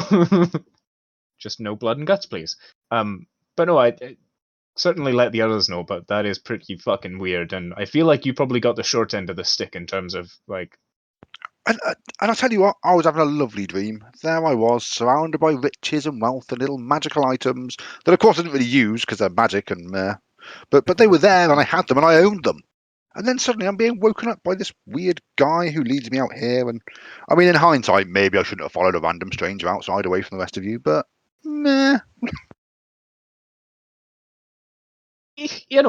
Again, balance of probabilities. What were the chances that you woke up and something like that was going to happen? Like, oh, today's the day I wake up and an exploding stranger gives me a meaty message. I mean, so far with the way my life's been going the last few months, I'd say about 50-50. Fair. But yes, I don't think there was anything particularly useful. I think I've relayed the gist of what he was waffling on about. I came to you because I just thought, you got all the magical communication-y shit. Maybe it was a weird spell that you knew but wouldn't use because it's weird and kills people. I know a lot of magic, but even to me, there are some that I'm not familiar with. There are different schools and such, but like I say, if I had to make a spell that was like that, I'd probably say it was symbol. But I could be wrong. It could be something else. Okay. Well, Still there was a fucked symbol, up. so that does make sense. Yeah, still fucked up though. Yes, very much, very much. I'm not entirely sure I'm going to sleep very well tonight. In fact, where are those druids with those herbs? No, Yeah. you don't Would want a help me second sleep. bad trip. Well, a great deal of confusion and a great deal of disgust washing over you. Korgrin, you return to bed. Rennas, you try to return to bed. Have a relatively sleepless night. Contemplating the words that were said to you. However, morning comes. You've all completed your long rest. You have your breakfasts. You get your things together. Your elks are provided to you. The 3-day ride to the Centaurs lies ahead of you.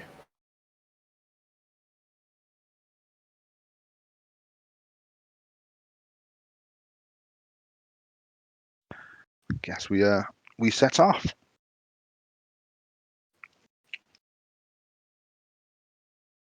Is there any supplies we need to get beforehand? Food and water and stuff? I assume you have your rations? Yeah, and now he's got that jug of ale. I mean, that's fine. Mm. Never runs I out. found all my food spoiled in the last fight. Have you noticed that yet? I assume Midnight gets the midnight snackies. I'm sure Arri would go around and hunt for some things along the way as well. Yeah. We'll pick up some more rations and Yeah, it's very hard for a collected. party to starve when there's a ranger a part of them. So Yeah, and a cleric that can create food. yeah, That seems unlikely to let us starve. Well, don't forget Korgrin's amazing chef skills. Yeah, I'll stick with the create food, and you can create the blandest gruel ever, and that's still better than what he tries to concoct when he cooks. The last breakfast was very good. Thank you very much. It was bacon. Well, it was 1 out It of was sausage. a 5. fluke. How dare you? How dare every single one of you? Hey, I didn't say anything! How Poor dare Otti. every single one of you, except for Otti, except for Arrabella, except for Verity. So So basically, me and Russ. Russ and Rennas. Well, that's the thing, is that are you going to make some this morning, Korgrin? I mean, I feel like we would be provided by our hosts, but I can yeah, try. it would. Well, I mean, the food provided for you is effectively like. Oh, is it salads. vegetarian food? It's Ah, all damn it's it. all Yeah, veggie food. I So. imagine frying up the bacon probably doesn't go down very well on the druids. Yeah, the fucking, the bacon fat frying, lined frying pan, and the I mean, eggs and the Freshly thick. butchered pig lying next to I you. mean, Yeah. would you? Huh? Would you? I mean, let me know if you do that because you'll get some reactions if you do. No, but it would maybe be do we feel like lunch later? Yeah, okay. Yes. Bacon yes. sandwiches for lunch. I like it. I need something You to see taste. Got this taste of aniseed in my mouth. Rennas, as you say that, a little druid girl, probably no older than 5, just sort of tugs you in your seat and goes, "Excuse me, what's a bacon?" It's a special kind of sandwich that your parents will let you have, but not for many years. Okay.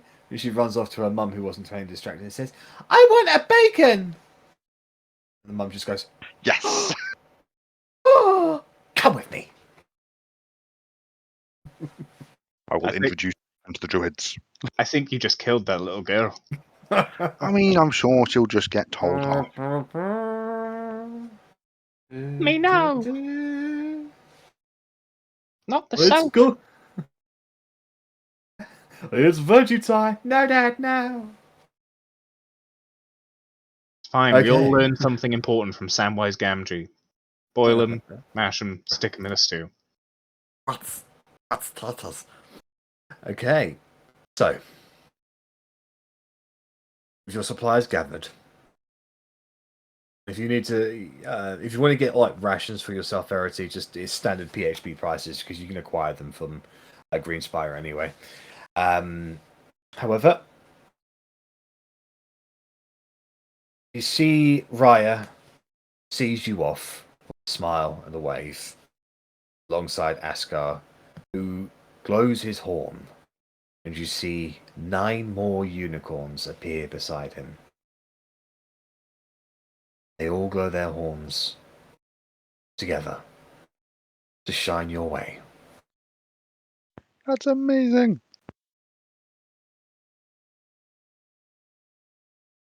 As you guys ride off towards the Centaur clans, you've got a 3-day journey ahead of you. Is there anything you guys want to talk about in those 3 days? Bacon sandwiches. And I will be telling the rest of the party the story of the creepy brand man and the flesh bag thing, so everyone knows about it. He's the brand man. He's coming to Send get me a you message. I mean, yeah, that works too. Try and convince me that Argonath is good. Dun, dun, dun, I dun. will call you a cunt. Cause what? no, he fucking isn't. You what? Yeah, I went off on a tangent. As usual. Okay.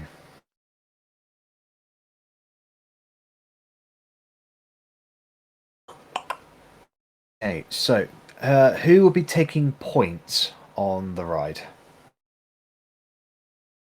I think Arri normally takes points Yeah. with her rangery skills. Certainly in the forest. Is forest Go, one go, of Arri? Arri Ranger. Yeah. So yeah. Fair. So then, yeah, Arri definitely would probably be on point.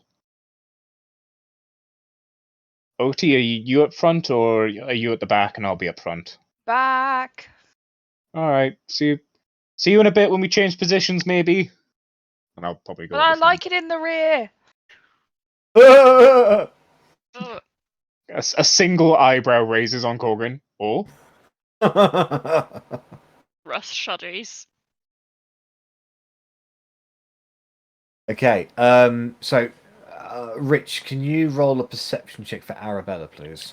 I can indeed, as her character sheet magically just appeared in my list. Yeah, I just forgot to put it in there. Yeah, that's fine. I meant to remind you and I forgot to. Perception I'm doing, not survival. Yeah, perception, yeah.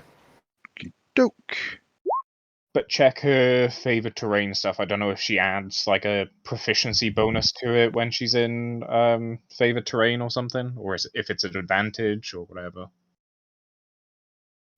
How it looks is. I can't find favored terrain. It's not. I was gonna say, is it different for you, Jack, or is it standard PHP? Standard PHP. Fair. Dang it, I dropped something. Cleric. Naturally, it turns to cleric very easily. No, you don't get any. You don't get any advantage. It just means difficult terrain doesn't slow you guys down. You remain alert to danger. Yeah, she gets twice as much when she forages, and she learns creatures' exact number of sizes and how long ago they passed through the area she's tracking them. That's what the Natural Explorer does. And I had So, Natural Explorer, and I stopped reading halfway down because I didn't think that was the right one. So yeah. It is, but when you make an intelligence or wisdom check related to your favored terrain, your proficiency bonus is doubled if you're using a skill you're proficient in. Yeah. I don't think Which she's proficient. perception is not. No. No. She's not proficient in perception, unfortunately. Then I thought she got it in homebrew, but I could be wrong. Fair enough. No, I don't think she did. No. I still rolled an 18. Okay. It's fine. Fair. All right. As you guys are riding along, Arrabella puts her hand up, sort of signals for you guys to slow down. You are moving on a path in a forest at the moment. And she like perks her ears up and she says, "Can you guys hear that?" No. What's your halfling ears here? As you sort of listen out, you can hear somewhere in the distance is a high-pitched scream. Like a terrified kind of scream. I guess we'd head towards a scream.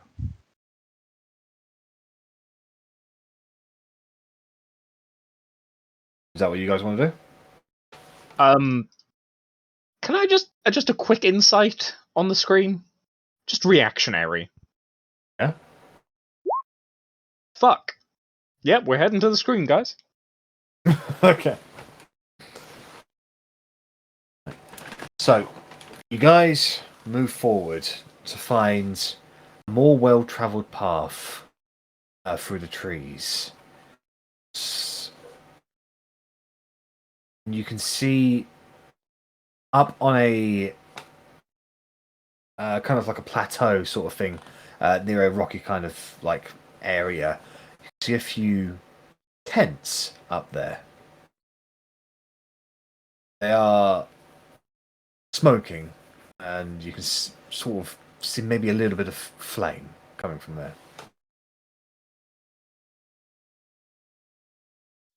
I guess we dash over. Something's obviously going wrong.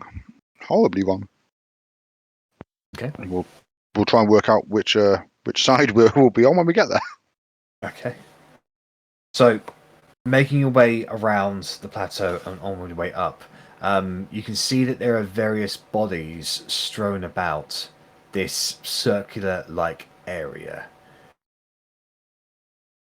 Some of the tents have been sort of imploded themselves, and in the center, you can see 3 of those bulgy, fleshy manises, and they are slowly crawling, like making their way towards what appears to be a very little girl, maybe no more older than 10 or 11. And she is the one who's just sort of like rushing to the left and to the right, trying to find some way out of it. But each time those manises just sort of get in the way as they slowly approach her, and she just goes. So I'm throwing myself in between them. Oh, okay. We actually have a map. Cool. Looks like we got here too late for most of the tents. Righteous violence. The best kind of violence. What do you guys do? Righteous violence. I want to be getting myself in between them and the girl. All right. So, Rennas, if this is the case, go ahead and roll initiative. I was gonna wait until my turn, but I wanted to swoop in on my broom and save her, potentially. Oh, well, that'll be part of the initiative then. So that's what you'll do on your turn then. Oh, are we all rolling initiative? Yeah. Yee. Oh, we also had a long rest, haven't we? Yeah, you've had a long rest, yeah. I have my hit points back. Can you roll? Yay. Oh, I was on it. Guys, I was just swapping everything over. Guys, this is a Yeah. monumental occasion. This is the first time we've rolled initiative and everybody is on there. Whoa. I don't believe that. We always What, get. you got a little No, bit of like usually get it. sarcasm on your chin there? No, this is the first time that we have rolled initiative and everybody's on there the first time. And I just want to take a second. Everybody just pat yourselves on the back. Well done. Do we get a free level up? No. Okay.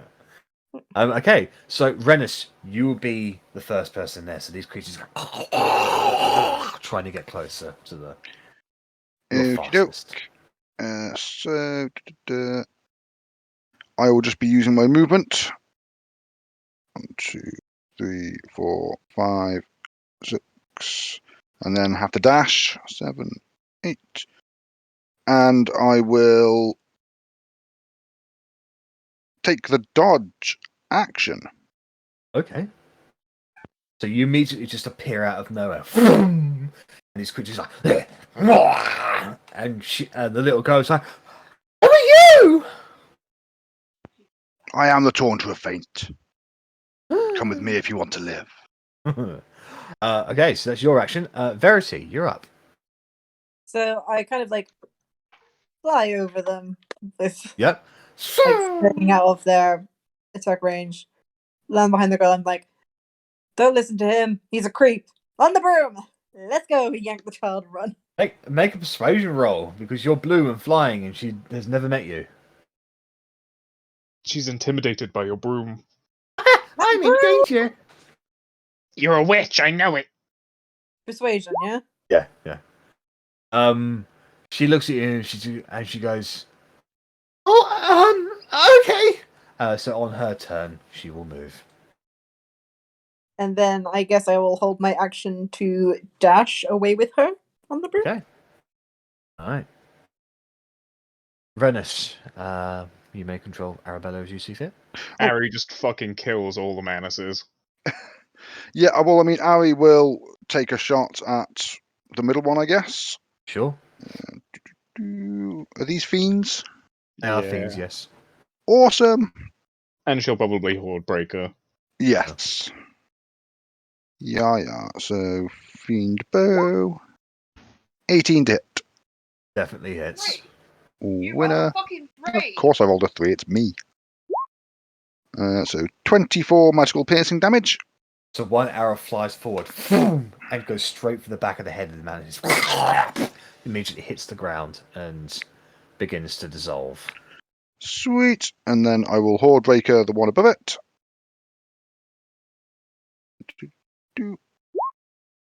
That's another hit. 25. This 15 creature swings damage this around. Swings around. Straight for the mouth. Falls backwards and begins to dissolve. Okay, and she will use a second attack to shoot the one at the bottom. Okay. That's another hit. Actually, that misses. It uses shield. And the third arrow flies forward, gets it square through the belly, and you can see its demonic little, beady little heart comes out the backside of it, and gets embedded on the floor. The creature just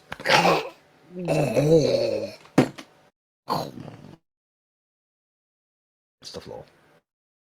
That was easy. I continue to fly away with my new best friend. Stop abducting children! So she jumps on the back of your broom as you begin flying away. Like, jokingly, but then I kind of like... The end. This is how there's other hags injured reproduce. people. Obviously, Korgrin's next in the turn order, but I probably throw them each one of my healing dice if they're not beyond saving. I think the red cross means they are, but I'll check for you. They have been torn to pieces. They have been dead for Any. probably about an hour, maybe more. In my medical professional opinion, Verity, unfortunately, these people are perished. Okay. I Well, want to know how the obviously, I little feel girl like I would have survived for an hour. seen that whilst flying to the child, so I'll probably just fly the child over towards, like, Otti. Someone who won't scar the child like me. So as she's flying on the back, she goes, "This is really cool. You fly all the time?" All the fucking time. Yeah, now it bruh. Wow. Wish I could be as free as you, Verity. How did you know my name?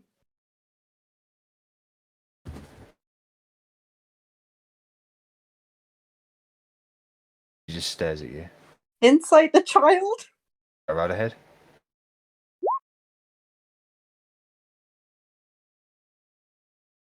As the child sort of stares at you and you stare back at her with like a confusion, how did you know her name?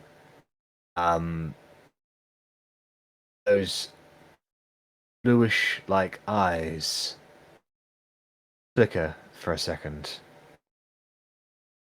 and turn red. Guys, I think I picked up a And then she hellspawn. lashes out and bites your face. Whilst shape-shifting, Bitch. the face becomes large and tusked and pig-like. The body bulges out. She grows massive arms and legs and small little raven wings on her back. Turned pig-like, and we wanted bacon. I'm calling this win-win. You don't want demon bacon, trust me. And at that Keep same up. time, the Broom ride. trees and the bushes all burst Oh my god, what's that? as creatures fly from it. in an ambush. That is, as a player, that is an Alfeshni. As a character, I don't know. Can I get as a another Rennas, initiative, guys? That's a lot of Do you want to know creatures. what this is? This is a fucking ambush. What? No, surely It's a not. bacon tree. It's a bacon tree.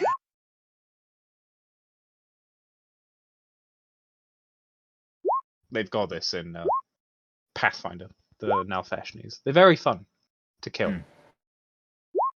Okay, They're I very shit you annoying. not. I clicked my token, and then it decided to not add me to the turn order. See, this is just the thing. This is why I wanted to make a big deal of it the last time. I clicked it. I rolled terrible initiative this time. Samesies. Can I keep my old on a 16? I mean, turning into this demon still doesn't change the fact that you knew my name somehow. Still I mean, so I as you're think they're so working for basically, Edgar. you'll be saying this into its face as it's gnawing on you. Oh, by the way, yeah. wait, let me take this.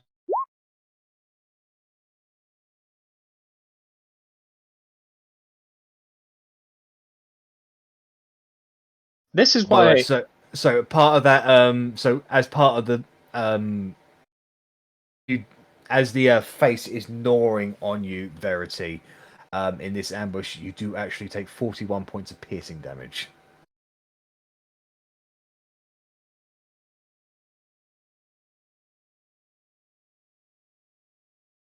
This is why I incited the scream. Okay, where are we? Alright, so top of the round is Russ.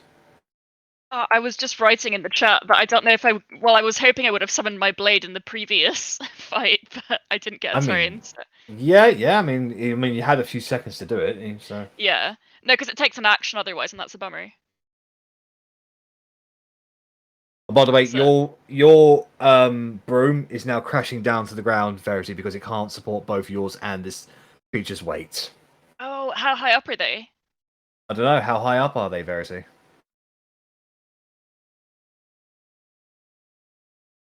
Verity?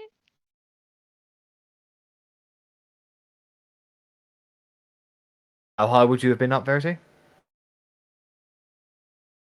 If you're speaking, we can't hear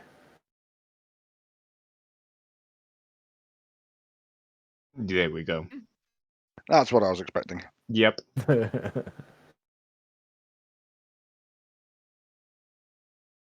Are you speaking, Verity? Every time I have to rejoin the chat, Oh dear. how would you like to review your call? And it's like, bullshit, no one can hear me! Terrible. I hate it.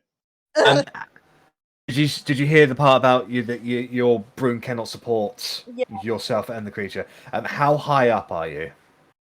Well, I imagine we would have been coming down to meet the others, so I would have said like 5 to 10 feet off the floor. All right. So 5 to 10 feet. So we'll just go with 10 feet then, because you're coming down. So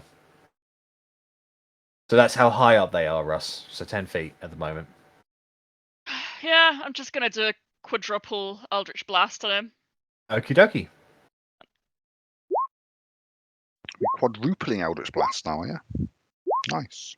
And I forgot, I would bonus action Eldritch Curse thing beforehand.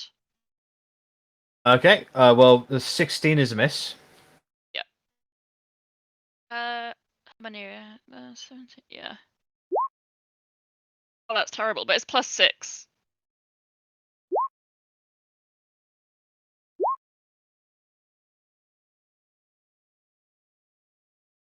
$48. Nice. Yeah, those blasts fly up, hitting the creature in the belly. Flesh flies off of it, and it just roars out in pain, letting go of Verity's face. Yeah. That's all I can do.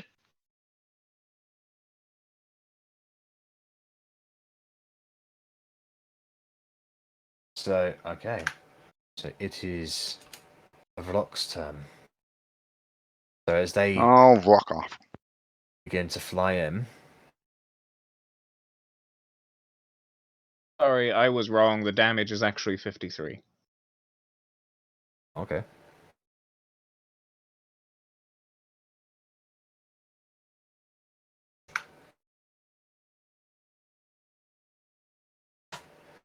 Right, so just reading something very quick. So this frock flies in. It's going to keep a bit of a distance actually first. So it'll probably move just a little bit outside of range. Alright, so can Otti, Korgrin, Arrabella, and Russ, can you all make Constitution saving throws as it emits a horrific screech that pierces your ears? Alright, so Arrabella fails. She is stunned until the end of the Vrock's next turn. And this is how Richard killed Arabella. Seems This about right. This rock is going to fly in. And it's going to... A 15-foot cloud radius spore extends from its body.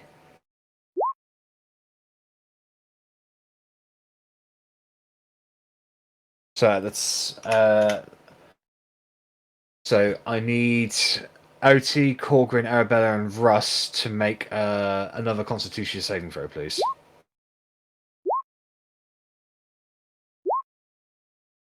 Arabella fails. So Arabella is stunned dying. and poisoned. Oh, great. Oh well, it's not as though she's got a really cool bow, perfect for these situations. Oh wait. Hold up, wait a minute. 1, 2, 3, 4. Alright, so that rock's going to go straight in to slash at the one person who is stunned at the moment. So they've got advantage on this. So 22 and 22.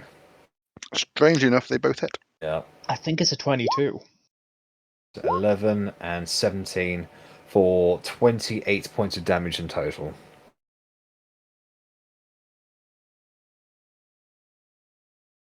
Right. 5, 10, 15, 20, 25, 30. Oh, I didn't see that one down there. 35, 40, 45, 50, 55. So you got 60 feet of flight. This one's on par, especially on the same side, but it's like using its wings to fly around, and it's going to try and cut at you from behind, Rennas.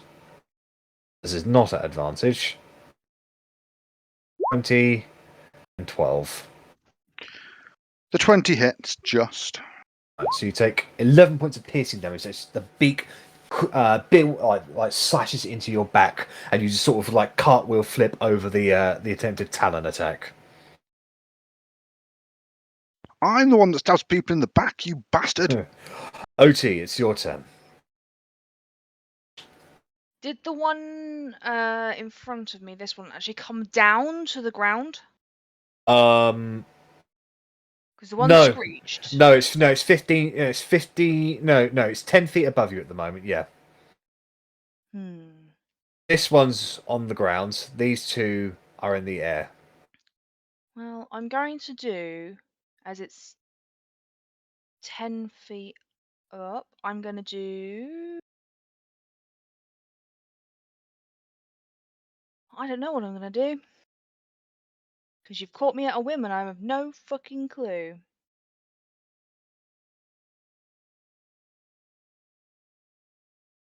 Can I try and jump up and touch it? Just grab it by the foot? Yeah. I mean, what's your strength modifier? 5. Yeah, you can fucking jump well high. So yeah, that's very possible for you to jump up and attack it. Can I jump up and grab it by the feet and just yank it down to the ground? Make an opposed athletics check with it. Yeah.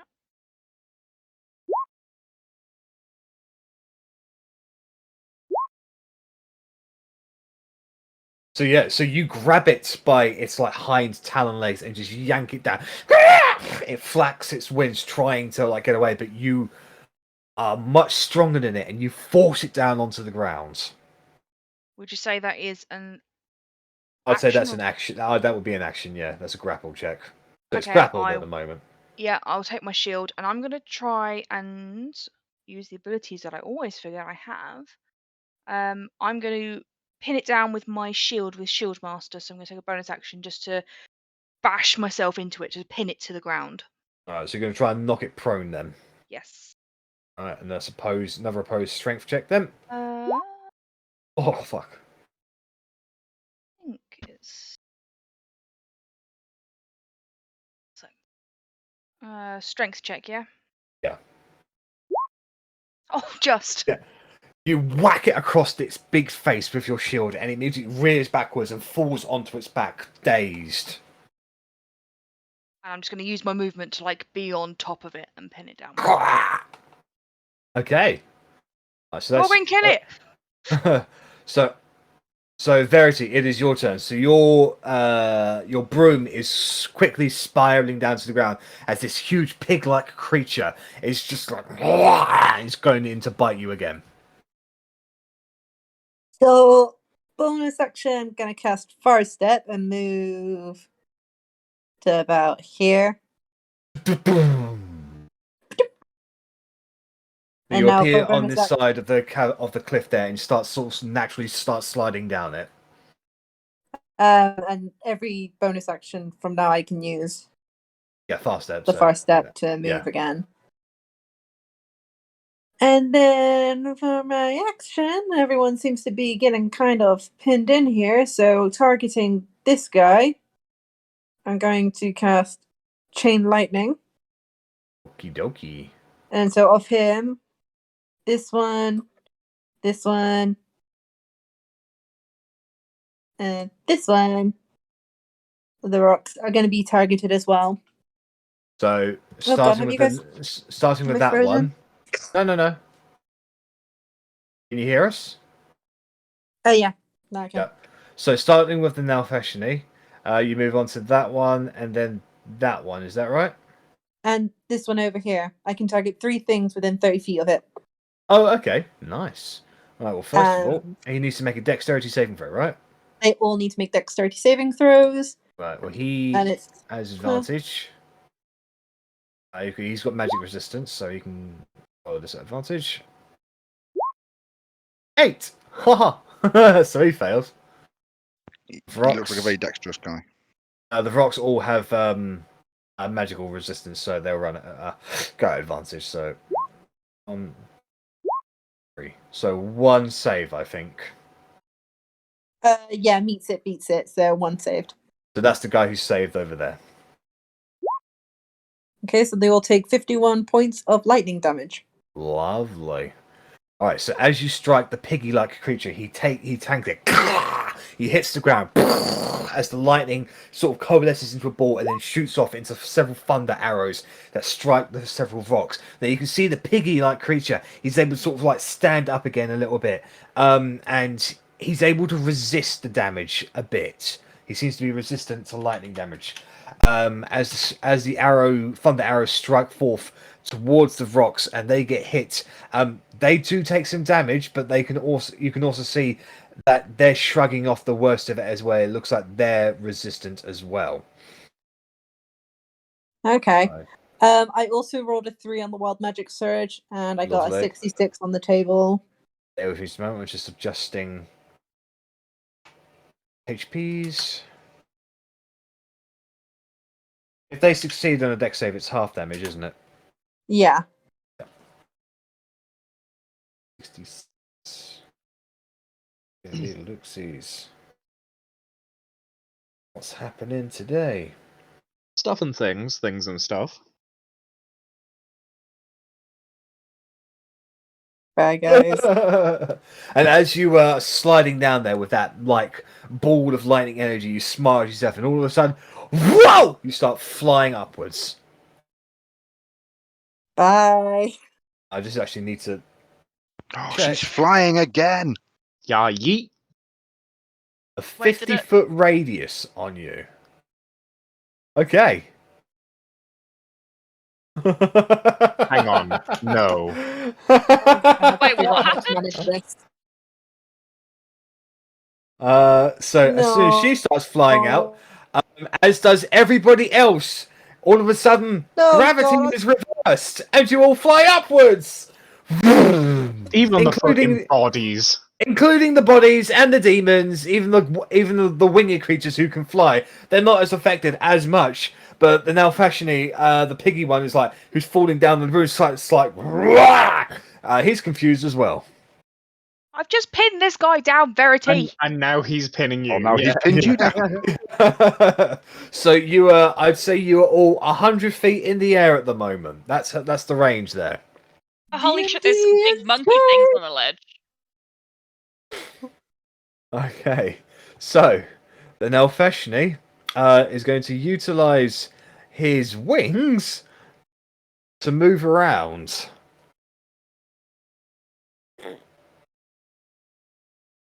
So he has this.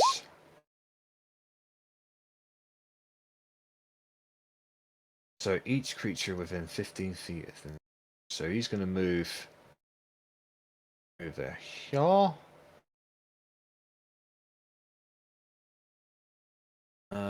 If he goes.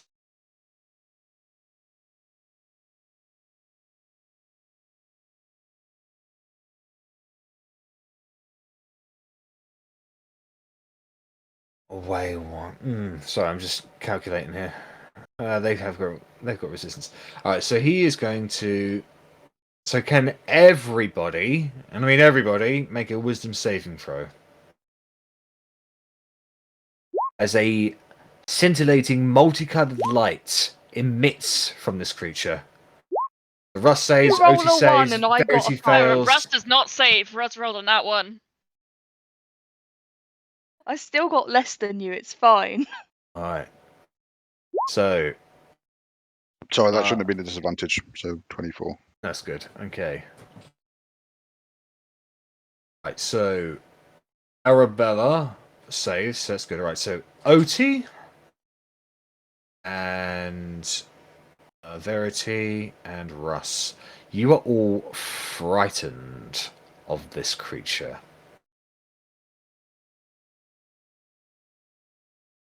For your moment. You can repeat the saving throw at the end of each of your turn. I just need to roll for the Vrox as well because 3 Vrox got caught in there, so they have advantage. So, fail, success, success. So ironically, the Vrock that was pinning you, what you were pinning Otti, is also scared of the Nalfashni. We're just holding like comic book style, like scared people, like holding on to each other, like who's more scared? Yeah. And then it's going to make 3 attacks. It will make 1 against Korgrin, 1 against Russ, and 1 against. No, it's probably going to make all 3 against Korgrin. Naturally. Because it knows. What's in no? No. It's going to make it against Russ because Russ is frightened of it, so he has advantage. So, yeah. Is that how frightened works? If you are frightened of the creature, hold on. I think it's I have disadvantage against Yeah, it. you have disadvantage against him. It might be a yeah. Horror-Nimbus thing. I'm just checking. I don't think I think it's just a frightened effect. In which case, I'll go back to my original thing. No, it's just no. So it will go. He will go against Korgrin then, actually, because he knows. So not advantage. Wait a minute. It might be advantage because you might be prone because of reverse gravity. I don't think you get prone from it. I know. I'm just checking. Nothing prone. There's nothing to be prone on. This is high level stuff. That's the thing. You're just sort of bobbing up and down in the air at the moment. It just says you're floating. Yeah, it doesn't say anything. All right, so I'm going to roll. You're not prone. You're just floating there. So you're sort of like stubbornly standing upright. All right, here we go. 18. Steadily got worse. Yep, 3 misses then. So his creature's just Yeah, I'm glad you know. I'd like to riposte one of those. Yep. Get fucked. 21 is a hit. And I have an attack this turn, and this is a reaction, so bonk, bonk, and bonk. Okie dokie. So that's 28 points of damage against the creature. As your hammer strikes out and knocks out one of his large teeth. Just because I'm upside down doesn't mean I consent to you fighting me, you fuck. And with that, he is going to fly, incurring opportunity attacks from Russ and Rennas. Yep.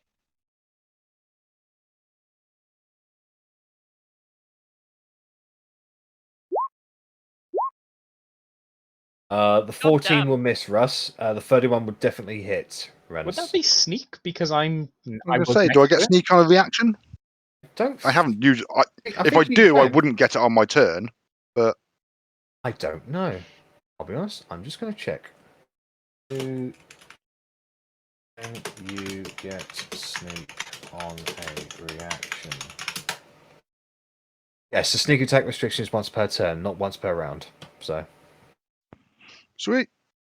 Oh, so no, because it's not my turn. Oh, it's oh yeah, once per turn. No, I think it means it does count. Yeah, it would count. It would count. Yeah. Okay, cool. Yeah, it's per Turn. It'd be per not yeah round. per So, Yeah, it's definitely per initiative order. turn because when I get my 2 turns per round, next level, I Yeah. get 2 sneak attacks. That's the cool thing about it. Cool. So yeah, Alright, so Yeah. that's 35 points of damage against the guy as you cut him across the back as he rushes off. Alright. Okay, so Rennas, it is your turn. do I have any movement? Unless you have the Control. means to fly, no. You just kind of bob up and down. Okay. That's the annoying thing about reverse gravity and non-flying creatures. Indeed. I guess I just Like you can try stab and this. you can try and swim across or something like that. I don't know. If you had the means to propel yourself in thin air. Well, lacking the means to do some serious damage, I'm going to activate my dagger of venom, and I'm going to stab him with the dagger of venom, the bird thing, the rock next to me. Alrighty then. Oh, 28. That's definitely a hit, yep.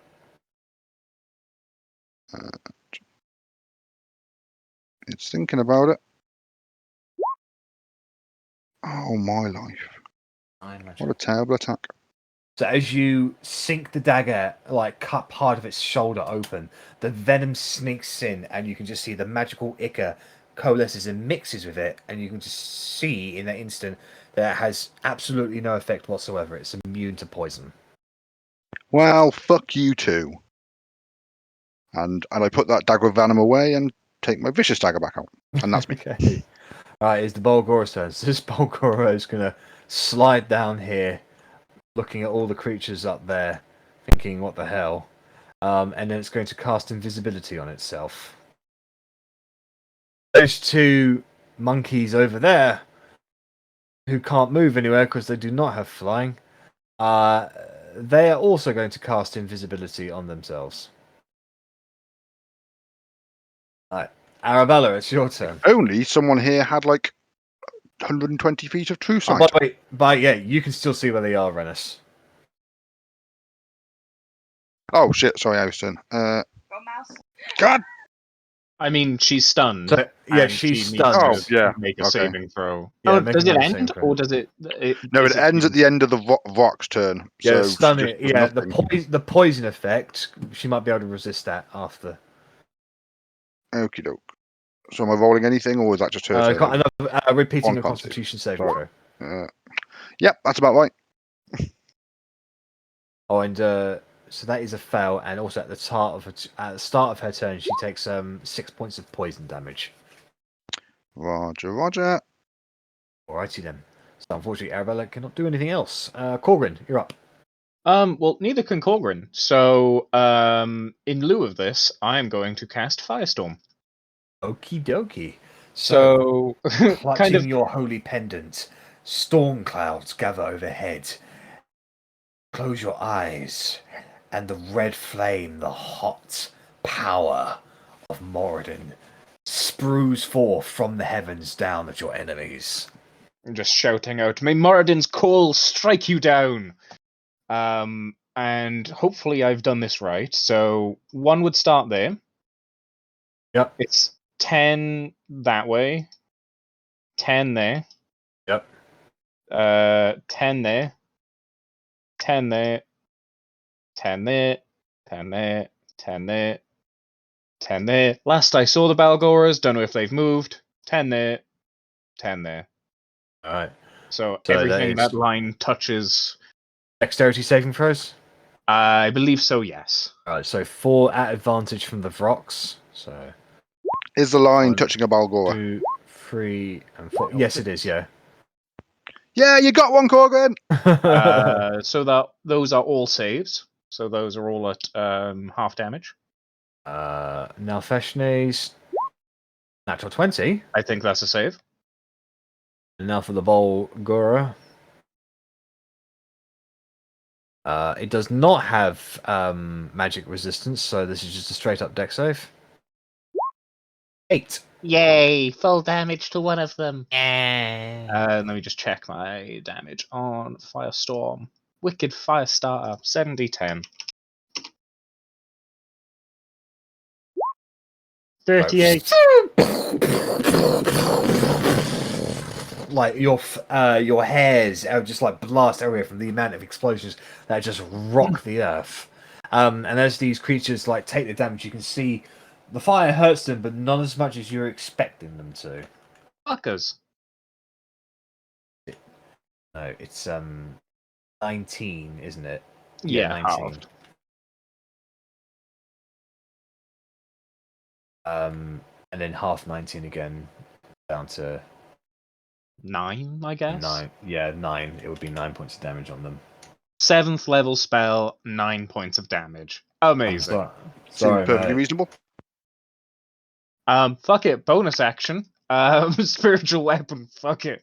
I'm gonna slap the Nalfeshni. Put me down, you shite. I don't know. It's Verity. What is your spell save? Did they all save? Yeah, my save is only 17. I see. Except for the Balgora. Obviously, it's not an 8, thankfully. Yeah.